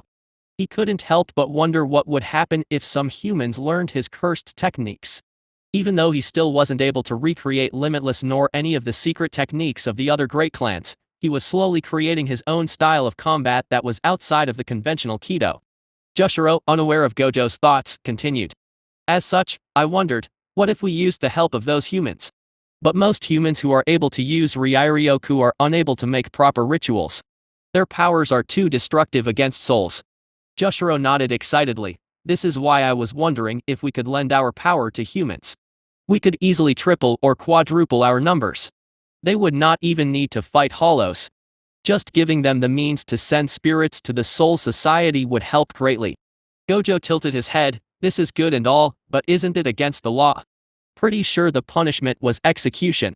Gojo knew personally how much the higher-ups liked to give execution orders. This was why one of the first things he memorized was the set laws of the Soul Society. Though calling them laws was a stretch. It basically boiled down to, don't fuck around and don't go against us. Otherwise, you will be imprisoned or executed. That is indeed the case. Jushiro grimaced, but the fighting spirit in his eyes did not diminish. Even so, I will still make the proposal. We could begin with some samples. A trial run with 1 or 2 humans. I even already decided on a name for the system. Clearing his throat, he said with pride, they will be called Substitute Shinigami. What do you think? Kain shrugged, a little too direct, but it isn't a bad name. Gojo wanted to say that it sucked ball, but seeing the joy on Jushiro's face, he sighed. Your naming sense is so abominably bad it's impressive. How could he use vulgar words in front of a captain? Snicker. Kain hid a laugh, while Jushiro looked dumbfounded before he exploded with laughter. You really got me good. Cough cough. Jushiro was someone who could take a joke. Though seeing him cough sometimes was disturbing. Gojo even wondered if the man was born with a heavenly restriction. Though he doubted that this system existed in this world. After this, the three of them continued to joke around when a black-haired woman appeared next to them with Shunpo. Captain. I am here to report. Gojo recognized her as the wife of Kain and third seat of the 13th Division. Oh. Miyako, what's the matter? My team reported the activities of an unknown type of hollow in the vicinity of our territory. We believe that it should be a variant type. I have decided to form a recon team to obtain more information on the target. Both Kain and Jushiro frowned. This could be very dangerous. Do not worry. We will be careful to not engage the target even if we find it. Kain gritted his teeth, but ultimately did not try to stop his wife. She had her own pride and he knew that he would undermine her authority if he always followed her around. It was then. What would you think if a very good and very handsome healer came with you? It has been some time since he last observed a variant. This could be interesting. 1. Wandering spirit. 2. Earthbound spirit. 3. Possessive spirit. CH55, Nemu, 1. After Gojo proposed to join the team, they had decided to meet tomorrow during the night. Since they knew that Gojo was someone who should be equal to a captain in terms of power, they had decided to use the occasion to bring some recruits into the teams in order to help them broaden their experience. After all, variants were becoming a problem that needed to be dealt with. Normally, divisions did not interact with each other when it came to simple missions. Only in times of wars would the whole GOT 13 work together. The only exceptions in normal times were the healing departments and secret forces when the problem was in the Soul Society. Meanwhile, if the problem was on Earth, the Keto Core would appear to open a Senkaiman with the right coordinate or send a message with the hell butterflies. Meanwhile, the scientific department would freeze the space in the given zone, or outright create an alternate space. The longer he lived here, the more surprised Gojo was at the Soul Society. One moment they would show technologies that didn't even appear in his time, then the next they would show backward rules or systems. During his fight with the Jillians, he had been surprised to see that he was being observed by what looked like hidden cameras. Of course, he also believed that they were unable to capture how magnificent he was, and as such struck some interesting poses. What was that girl called? Nemu, was it? Gojo wasn't just interested in her because she was a beautiful and voluptuous woman. What really interested him was none other than her constitution. No matter how he looked at her, he had the impression that he was facing a doll. It didn't help that her body seemed defective and her soul broken. Gojo had only seen such a thing a few times when doing a mission on Earth. An artificial or a modified soul and an artificial body. In the Soul Society, when Shinigamis went on Earth for extended missions, they were given a Gigai or artificial body and Jikin or artificial soul. The difference between an artificial and a modified soul was pretty subtle. Jikins could be compared to simple AI installed in the fake body with preset commands. They had no personalities and could not act outside of the commands given. Modified souls, meanwhile, were of superior level since they had their own thoughts and their own personalities. It was even possible for them to possess a normal human body and live a normal life, grow, fall in love and die. In a way, they were no different from normal souls. It was because of this that the project had been cancelled by the order of the Central 46. For ethical reasons. Ethical my ass? Gojo would rather die once again than believe that there was anything ethical about those bastards. Most likely, they were just frightened by the potential of mod souls and decided to protect their asses. Murmuring like that, he finally reached his quarter. Over the years, since he had jumped in grade, the house he lived in had greatly changed. Entering his home and taking a look at the wide but spacious living room. Man, the house is so big now. I might need a maid. As soon as he finished, a shadow seemed to jump toward him while a knife, bathed in a purple liquid, streaked toward his throat. Even though the situation seemed so dangerous, a smile formed on Gojo's face. Just when I needed a maid. Everything happened in a flash. Before the assailant could even understand what happened, all the shadows in the room stretched before swallowing her. In an instant, all traces of a possible attack vanished. Gojo took off his blindfold while sighing. The skills of those Quincy's are so useful. I really wonder how they lost. From what he has heard, the golden age of the Goti 13 had been during its creation. All the first-generation captains were criminals who were not far from Onakana level. This was one of the reasons why Quincy lost the first war against the Shinigami despite all the advantages they had in a world filled with Reishi like the Soul Society. The skill he had just used was called Shadow. A skill only a select few Quincy were able to use even during the war 900 years ago. Well, then, let's see what that girl from the 12th Division wanted with me. Despite her disguise, for Gojo who did not care about the external appearance of those around him, how could he confuse her for anyone? Though, it was surprising for the 12th Division to try to murder him. Well, it seems like some torture is in order. Giving a faint smile, the shadows under his feet grew before slowly swallowing him. If anyone had been present while knowing about Gojo's shikai, they would have been surprised by one detail. In the Soul Society, it was impossible for a Shinigami to use the power of their shikai without calling the name and reciting the incantation. There was only one exception: that person had to have reached the Bankai. Ch 56, Nemu, 2. Soul Society, unknown location. So, let me get this straight. In a cavern, Gojo sat facing a beautiful black-haired woman who was bound in the air by chains of Reishi. This cavern was a sort of safe house he had created over the years. After all, a smart rabbit always had 3 burrows. As for the woman dangling in the air, Gojo easily recognized her.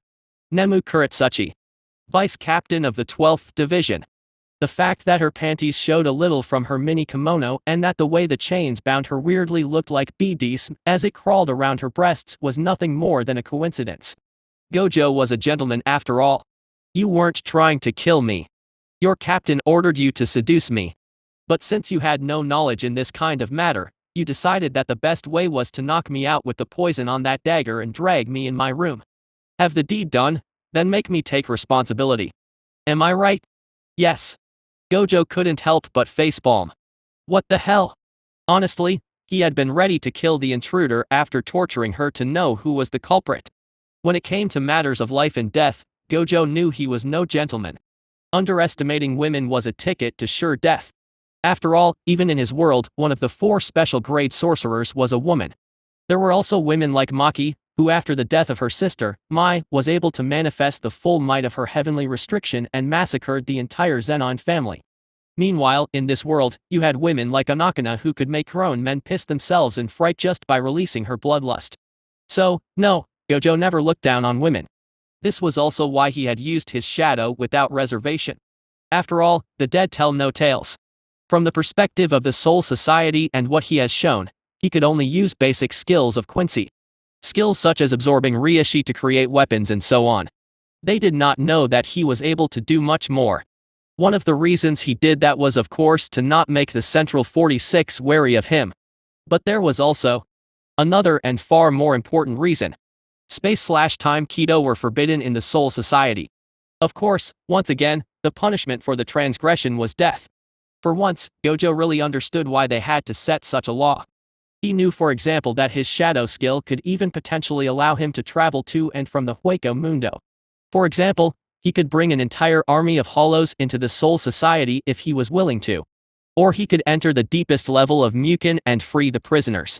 In short, there were many ways for him to fuck up the Soul Society with space manipulation. This was why it was forbidden.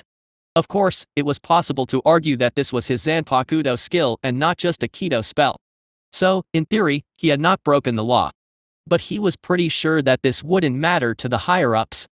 Gojo knew that there were some gadgets that could help erase the memory of people in this world. But such gadgets only worked on humans. This means that he only had 2 ways. Should I just kill her? His eyes became cold as he looked at her. He had no particular qualms about killing her. Though it would be a shame to kill such a beautiful woman, it wouldn't disturb him at all. But, killing her just because of the chance of his secret being leaked? How could he fall so low? He was in no way afraid of his secret being leaked, he just didn't want to deal with troubles. A smile formed on his face. So what if they find out? At most, I will just leave. There was literally nowhere he couldn't go. In fact, if he had to be honest, all he lacked was an excuse to leave. He did not have much to learn from the Soul Society after all. Though it would be a shame to lose his friends and the occasion to read at the library. You are lucky. I am in a good mood today. You are not going to kill me. Gojo, who was about to activate his shadow and send her away, stopped. He looked at her face once more. He saw no relief at the notion of being left alive, and though she did show fear when he briefly released his killing intent, now that he thought about it, this didn't seem like she really feared death itself. You do not seem happy. Why is that? Gojo asked curiously. He had honestly always viewed her as a kind of robot or android, but it seemed that he had to reconsider. I have failed. I guess Mayuri-sama will be disappointed. Regret flashed on her face. An emotion even stronger than the fear of death she had previously shown. So for you, disappointing that crazy bastard is worse than dying. She seemed to hesitate as if she could not find the words to explain herself. I do not know. It's just that. When I thought of disappointing Mayuri-sama, I felt sad. Did he put some mind control in her during her creation? Or is it a form of Stockholm Syndrome? From what he knew, Nemu was not particularly well treated by her captain. He did not know to what extent it went, but he was pretty sure that it went beyond verbal abuse. After all, her body is a mess. He wasn't talking about something like wounds or proof of beatings. It was something much worse. Something he could not explain. Drugs, poisons, and a bunch of unknown things. I do not know how he stored them in you. But you are basically a walking biochemical weapon. Nemu flinched before simply falling silent. Sighing, Gojo scratched his head and slowly lowered her down before taking away the chain binding her. Man, I really have a thing for lost kittens. Pictures of Megumi flashed in his mind when he looked at her. It was hard to say who had the shittiest father between the two. Walking in her direction, he stopped just a few centimeters away from her and peered down at her. One of the advantages of being tall was that you could basically look down on everyone. Bring me to the 12th division. I need to have a little discussion with your father. Nemu took a step back and asked with suspicion on her face. Are you going to fight? Fight? Oh, no, God preserve us. I promise you that there will be no fight. Gojo wasn't lying. After all, how could a one-sided beatdown be called a fight? CH-57, Mayuri Kuretsuchi, 1. Serte, 12th Division Territory. Running alongside Gojo, Nemu couldn't help but take a look at his side profile. Even though she wasn't particularly well acquainted with emotions and had a rather low EQ, she could still understand that he was angry on her behalf. All her life, the few people she had interacted with had always been angry at her, not for her. After all, at the end of the day, she was nothing more than a doll, a weapon created for no particular purpose. She could not even be said to be unique. The 7th Mayuri. That was her number. 6 came before her. She did not know what happened to them, but they were most likely deemed as failures and erased. Of course, if there was a 7th, nothing stopped an 8th, a 9th, or even a 100th to come. A worthless, disposable tool. That was how she could most accurately describe herself. Back when Gojo had captured her and used his space Kido, she had already determined that she had no chances of survival. She did not struggle because she had already determined that her chance of escaping was 0. Only. She felt a little reluctant. Living a worthless life and dying a worthless death. But she had been surprised, she had been spared. Why was it? She did not understand. She could not understand. But she wished to understand. She needed to understand. Why did you spare me? She asked after they stopped using Shunpo for a short while. He seemed surprised by her question. You are still stuck on that? I do not understand. Your decision is irrational. If I give your secret away, you will be branded as a criminal. Heh. And it isn't like being a criminal is such a big deal. Looking at his side profile while he chuckled and uttered such words, she finally understood. He was free. Be it in the way he acted or the way he thought. He was completely different from her.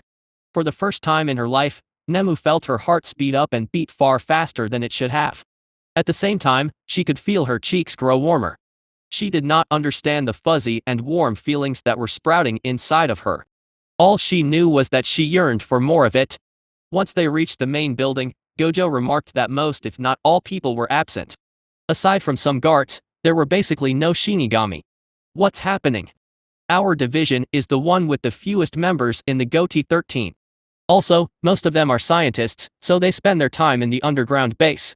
Then lead the way. Minus. A few minutes later.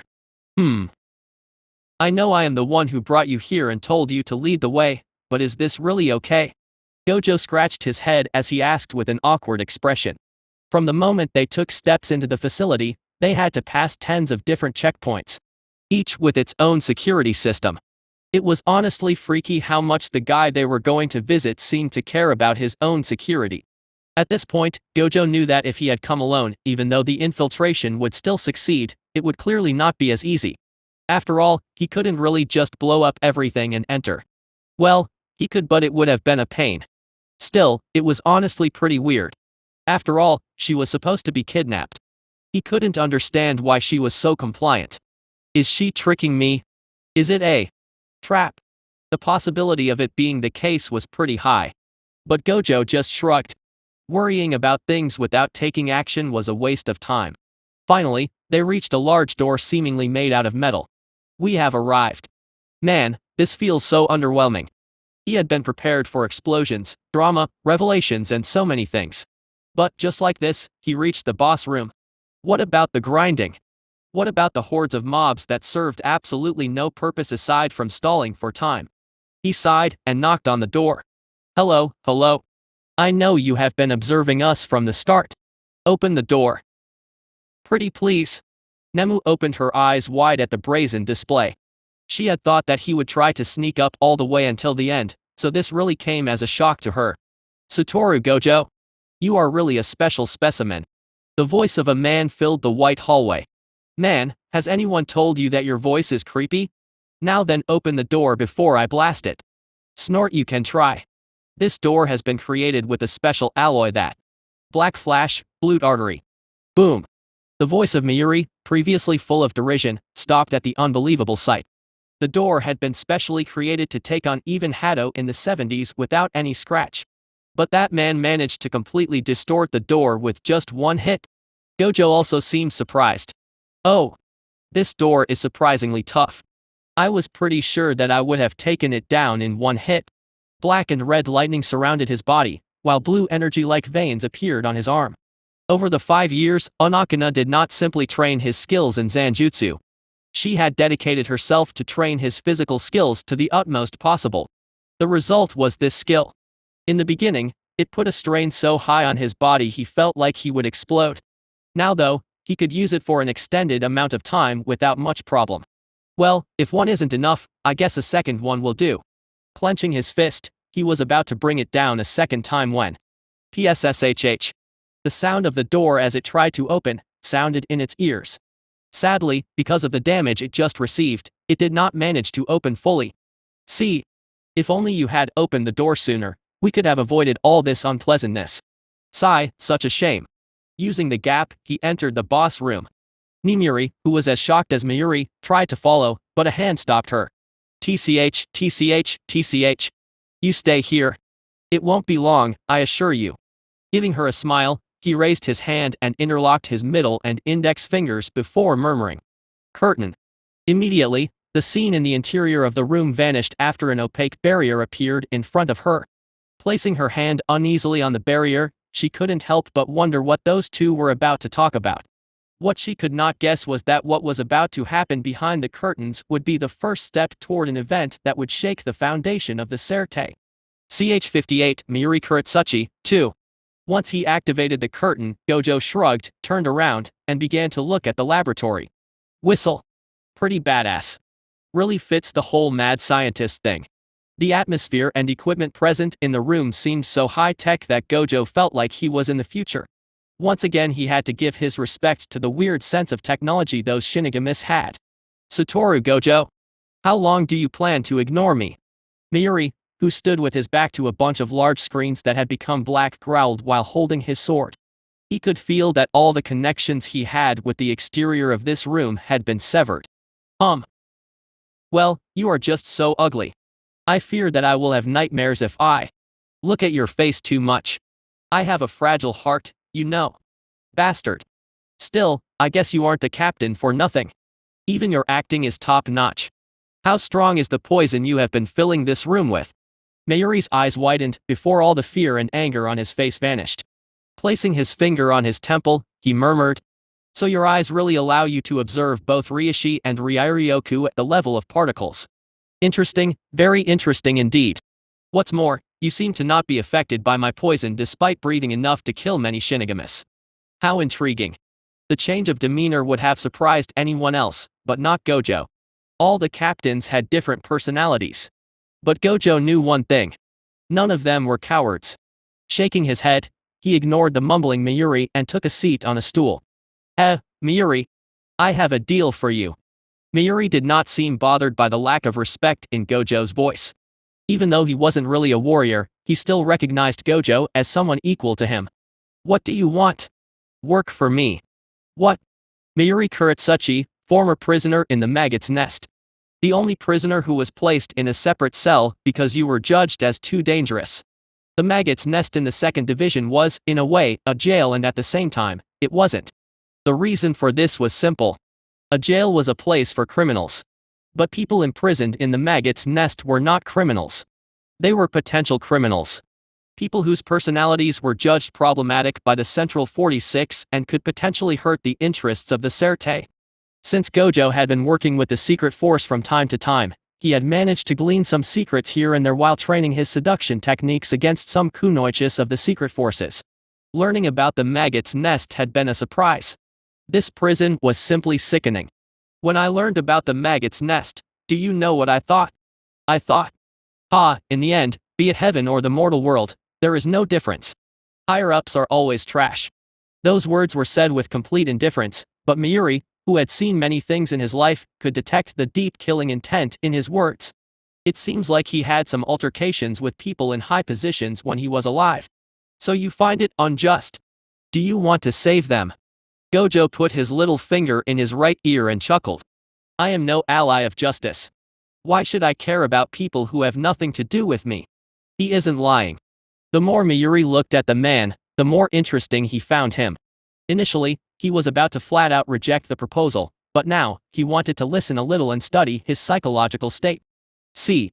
In the Serte, we have potential criminals in jail, meanwhile, we have actual criminals acting as captains. One of them is even the commandant.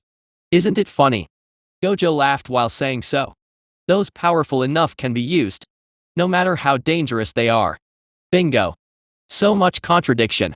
Just shows how helpless and hypocritical the members of the Central 46 are.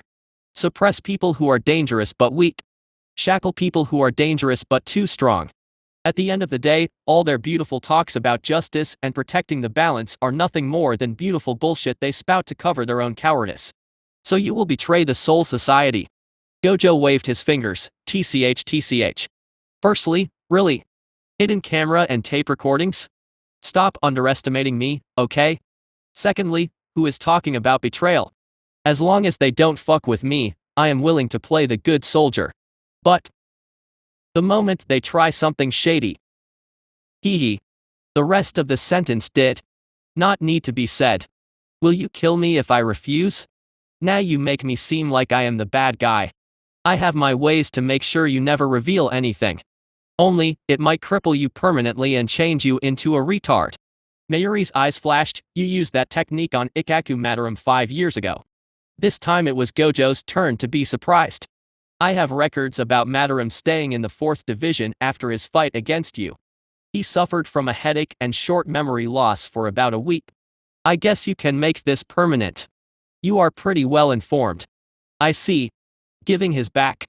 60 years ago, a man made the same proposal to me.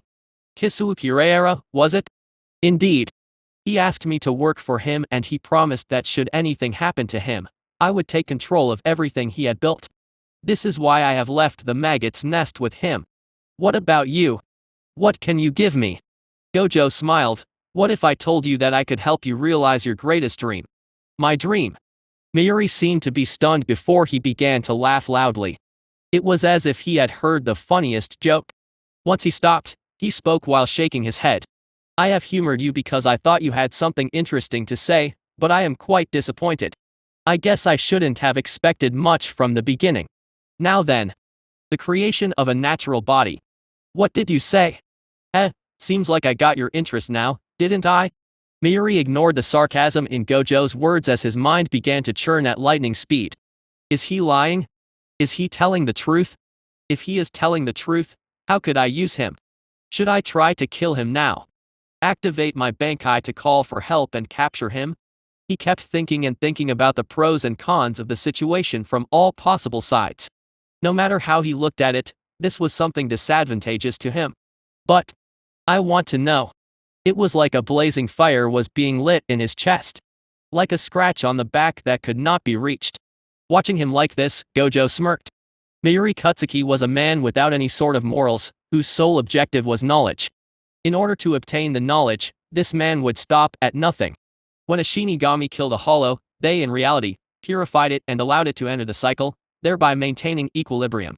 1. Even when a hollow eats a soul, that soul would become part of its very being or transformed into another hollow. Once again maintaining the cycle. But Quincy's are different. When a Quincy kills a hollow, that hollow was well and truly exterminated. At the same time, hollows were poison for Quincy and a Quincy killed by a hollow would have his soul destroyed with no chance of reincarnation. One could even say that the two races were natural enemies. This wasn't all. After the war against the Quincy's, the man experimented on Quincy's souls in thousands of different ways, each more gruesome than the other. In fact, most of the information Gojo had on Quincy's came from Mayuri's research. People who would think that this man was crazy were extremely wrong. Mayuri wasn't crazy. He was an overly rational man who saw the world and all living beings as test subjects, even himself. That was why Gojo wanted him. In order to learn Limitless, he had to enter the Dongai, which was under the supervision of the 12th Division. In order to understand his shikai skills better, he needed someone who understood Quincy's extremely well. This wasn't all, the 12th Division had access to many types of technologies. Some of them could even allow something as crazy as space freezing. Having this man under his control would be incredibly useful. But I refuse. I knew you would say that. Gojo smiled and stood up. Mayuri narrowed his eyes while tightening his grip on the sword. He was ready to blow up the entire building to smithereens, then activate his Bankai. But, rather than walking toward him, Gojo walked away. You are not going to silence me or force me? Ha ha ha. How could I kill my future scientist? I refused. Do not worry. I know you will change your mind once you think about it. Saying so, he swiped his right hand and broke the barrier he had erected. Initially I wanted to beat you up, but this would have to wait for later. Now though, I am taking Nemu with me. Are you threatening me? A threat? Gojo stopped. All it took was a snap. By the time Mayuri even understood what was happening, he could feel an arm coil around his shoulder. Mayuri, my dear friend. I don't need to threaten you. Patting his back, Gojo laughed. If I wish to kill you. Nothing. Absolutely nothing could stop me from doing so. If your loyalty to the Soul Society is so high, then you are free to sell me out if you wish. But, murmuring in his ears, he continued, we know very well that you won't, right? How could you sacrifice your life for something as flimsy as loyalty? Gojo's laugh as he vanished from the room was the last thing he heard. Now alone, he did not even try to verify if Nemu was still present in the hallway. He knew it was futile. Clenching his fists, his eyes bloodshot, Mayuri murmured the name of Gojo hoarsely. Gojo SATORU. Today was the most humiliating day in his life. At the same time, the cold part of his mind kept repeating the words Gojo uttered. The creation of a true natural body. Something that he was simply unable to accomplish no matter what. Back in his cavern, Gojo couldn't help but laugh while rolling in the air.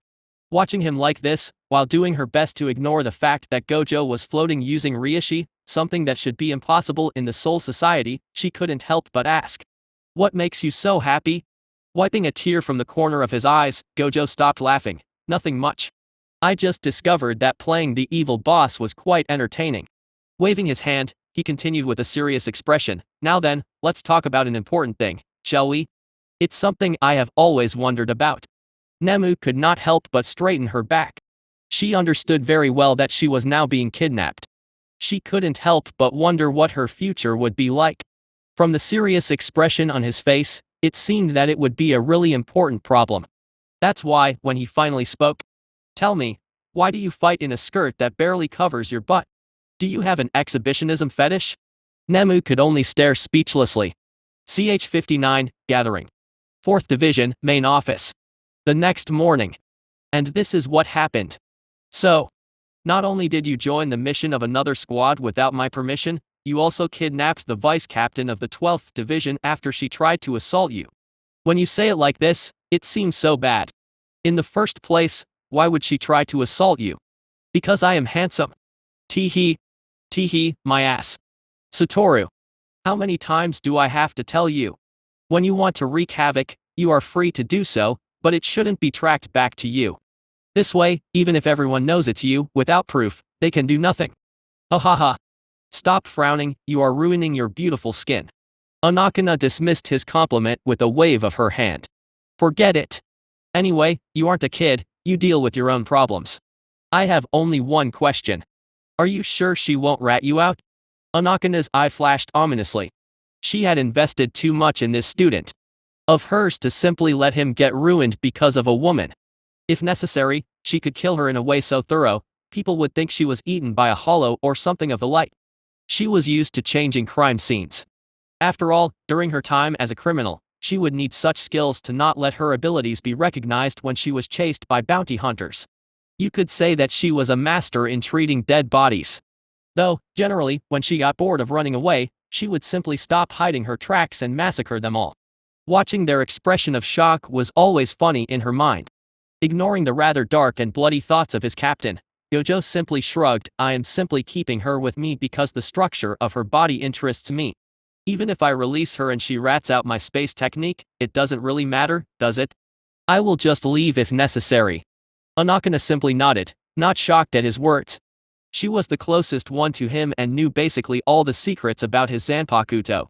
Gojo trusted her quite a bit. After all, she did not really share the Soul Society's sense of justice. Back then, when he asked her why she joined the Soul Society and protected the world, her answer was pretty simple. In this world, only the strong can destroy or protect the balance. Hence, the best way to face strong people is either to try breaking the balance, or protecting it. But destroying it would only lead to the elimination of all the potentially strong people rising in the future, thus I merely decided to protect it. Back then, Gojo could only raise a thumbs up at this convoluted way of thinking that was so much like her. That's why Gojo knew. Whether he stayed or betrayed the Soul Society, it didn't really matter to her. If he stayed, she would nurture him to surpass her, and if he left, she would face him as an enemy and either die or kill him. It was so straightforward, it was refreshing. Anyways, standing up, he stretched a little and walked away. I have a job to do, can't afford to be late. Anakana could only helplessly shake her head at his nonchalant attitude. Take care. Even though she said so, she was not really worried. It was impossible for a hollow powerful enough to threaten Gojo to enter the Soul Society without being caught. Minus. Rukunga, 60th West District. The Rukunga was divided into 4 great zones: west, east, north, and south. Each zone was composed of 80 districts. The higher the number of the district, the farther it was from the Serte and the more lawless it was. It was to the level where mass murder and the like were incredibly common around the confines of the 70th to 80th district.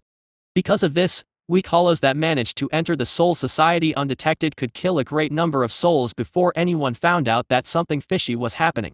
Following behind the third seat of her division, Rukia could not help but feel complicated as she watched the situation. After all, she was also from the furthest zone of the Rukunga, the 79th district of the South Zone.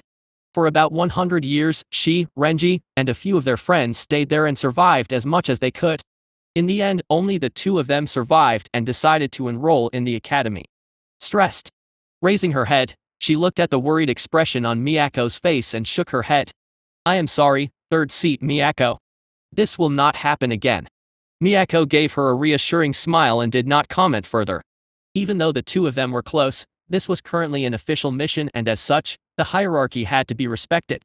Though because Miyako and Kain had the same family name, they directly addressed her with her given name.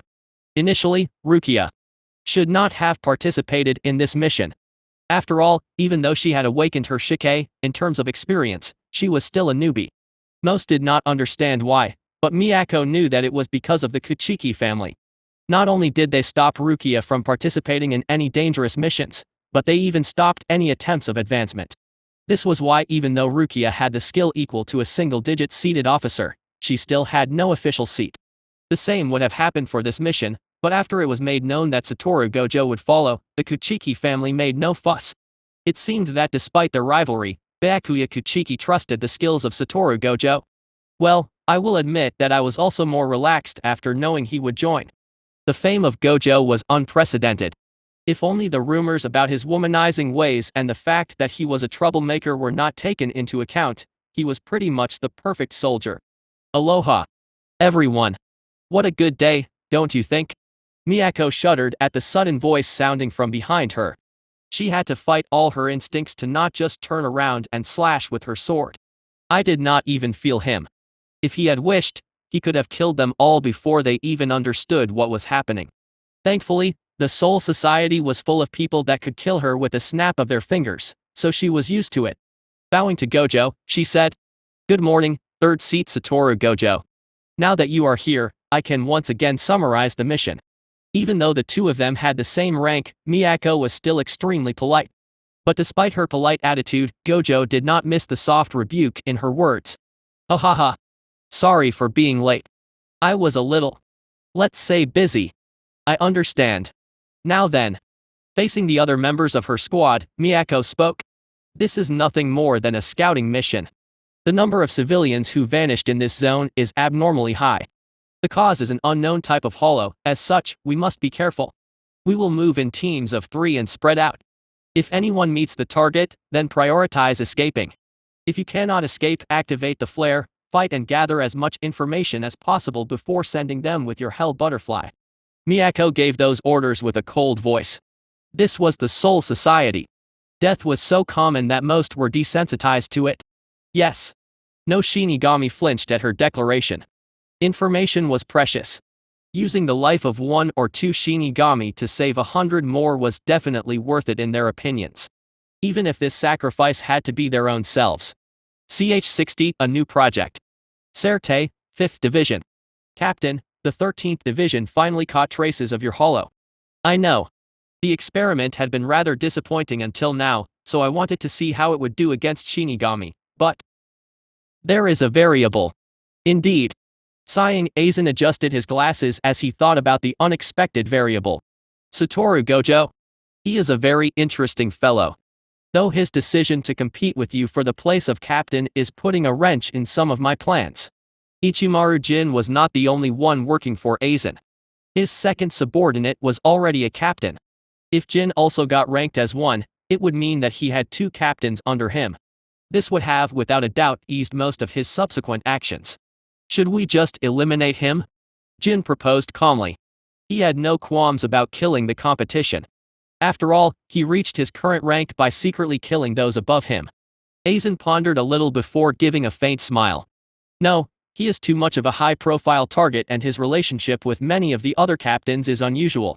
If we kill him, the investigation force will be quite large. Until now, hundreds of Shinigami and thousands of civilians were sacrificed for the fruits of research. The main reason he still managed to avoid being caught until now, aside from the utter incompetence of the government and the power of his shikai, was because he generally avoided targeting high-profile targets. The only time he did not respect this rule was about 60 years ago when he plotted against more than 8 high-ranked members of the Soul Society. 4 of them were captains, while another was the vice-captain of the Kido Corps. Meanwhile, the other 3 were all vice-captains of the Goti 13. As if it wasn't enough, he had indirectly managed to pull down 2 other captains as well as the leader of the Kido Corps in the same plot. Now, those highly loyal soldiers were considered traitors and fugitives, while he was lauded as a gentle and friendly captain loved by all. The Goti 13 always had 13 captains, and in one night, he had made 6 captains, 3 vice-captains, and the 2 highest cadres of an organization equal to the Goti 13 become wanted fugitives. Haha, this is all so ridiculous it's funny. The Soul Society was sick. An organization full of cancerous tumors that could not be erased, and the reason? That fake king. Just thinking about that thing made his blood boil in anger and disgust. How are our researches about the second Hagyoku? Jin ignored the pressure that was steadily weighing down on him. Even though he had achieved Bankai and was sure that he could kill most captains if he took them by surprise, he was still unable to see the limit of Aizen's strength. We have been searching in the human world but nothing. The whereabouts of Kisuo Kirayara remain unknown. The same goes for those who underwent holification. Hearing this, Aizen sighed. Well, I am not surprised. Kisuo is the only one I consider my equal in terms of intellect. Having him outside of the Soul Society is already good enough. Chuckling, he turned around and began to walk toward the secret underground he had created for his experiment. Watching him leave, Jin asked once again, what about the current experiment? Aizen stopped and answered without turning around. Since Satoru Gojo will interfere, we can already assume that Metastasia is dead. Thankfully I implemented a function that will immediately send a part of his soul to go toward the Hueco Mundo. It's time to place the first steps for another plan of mine. Jin's eyes narrowed further, something that should have been impossible.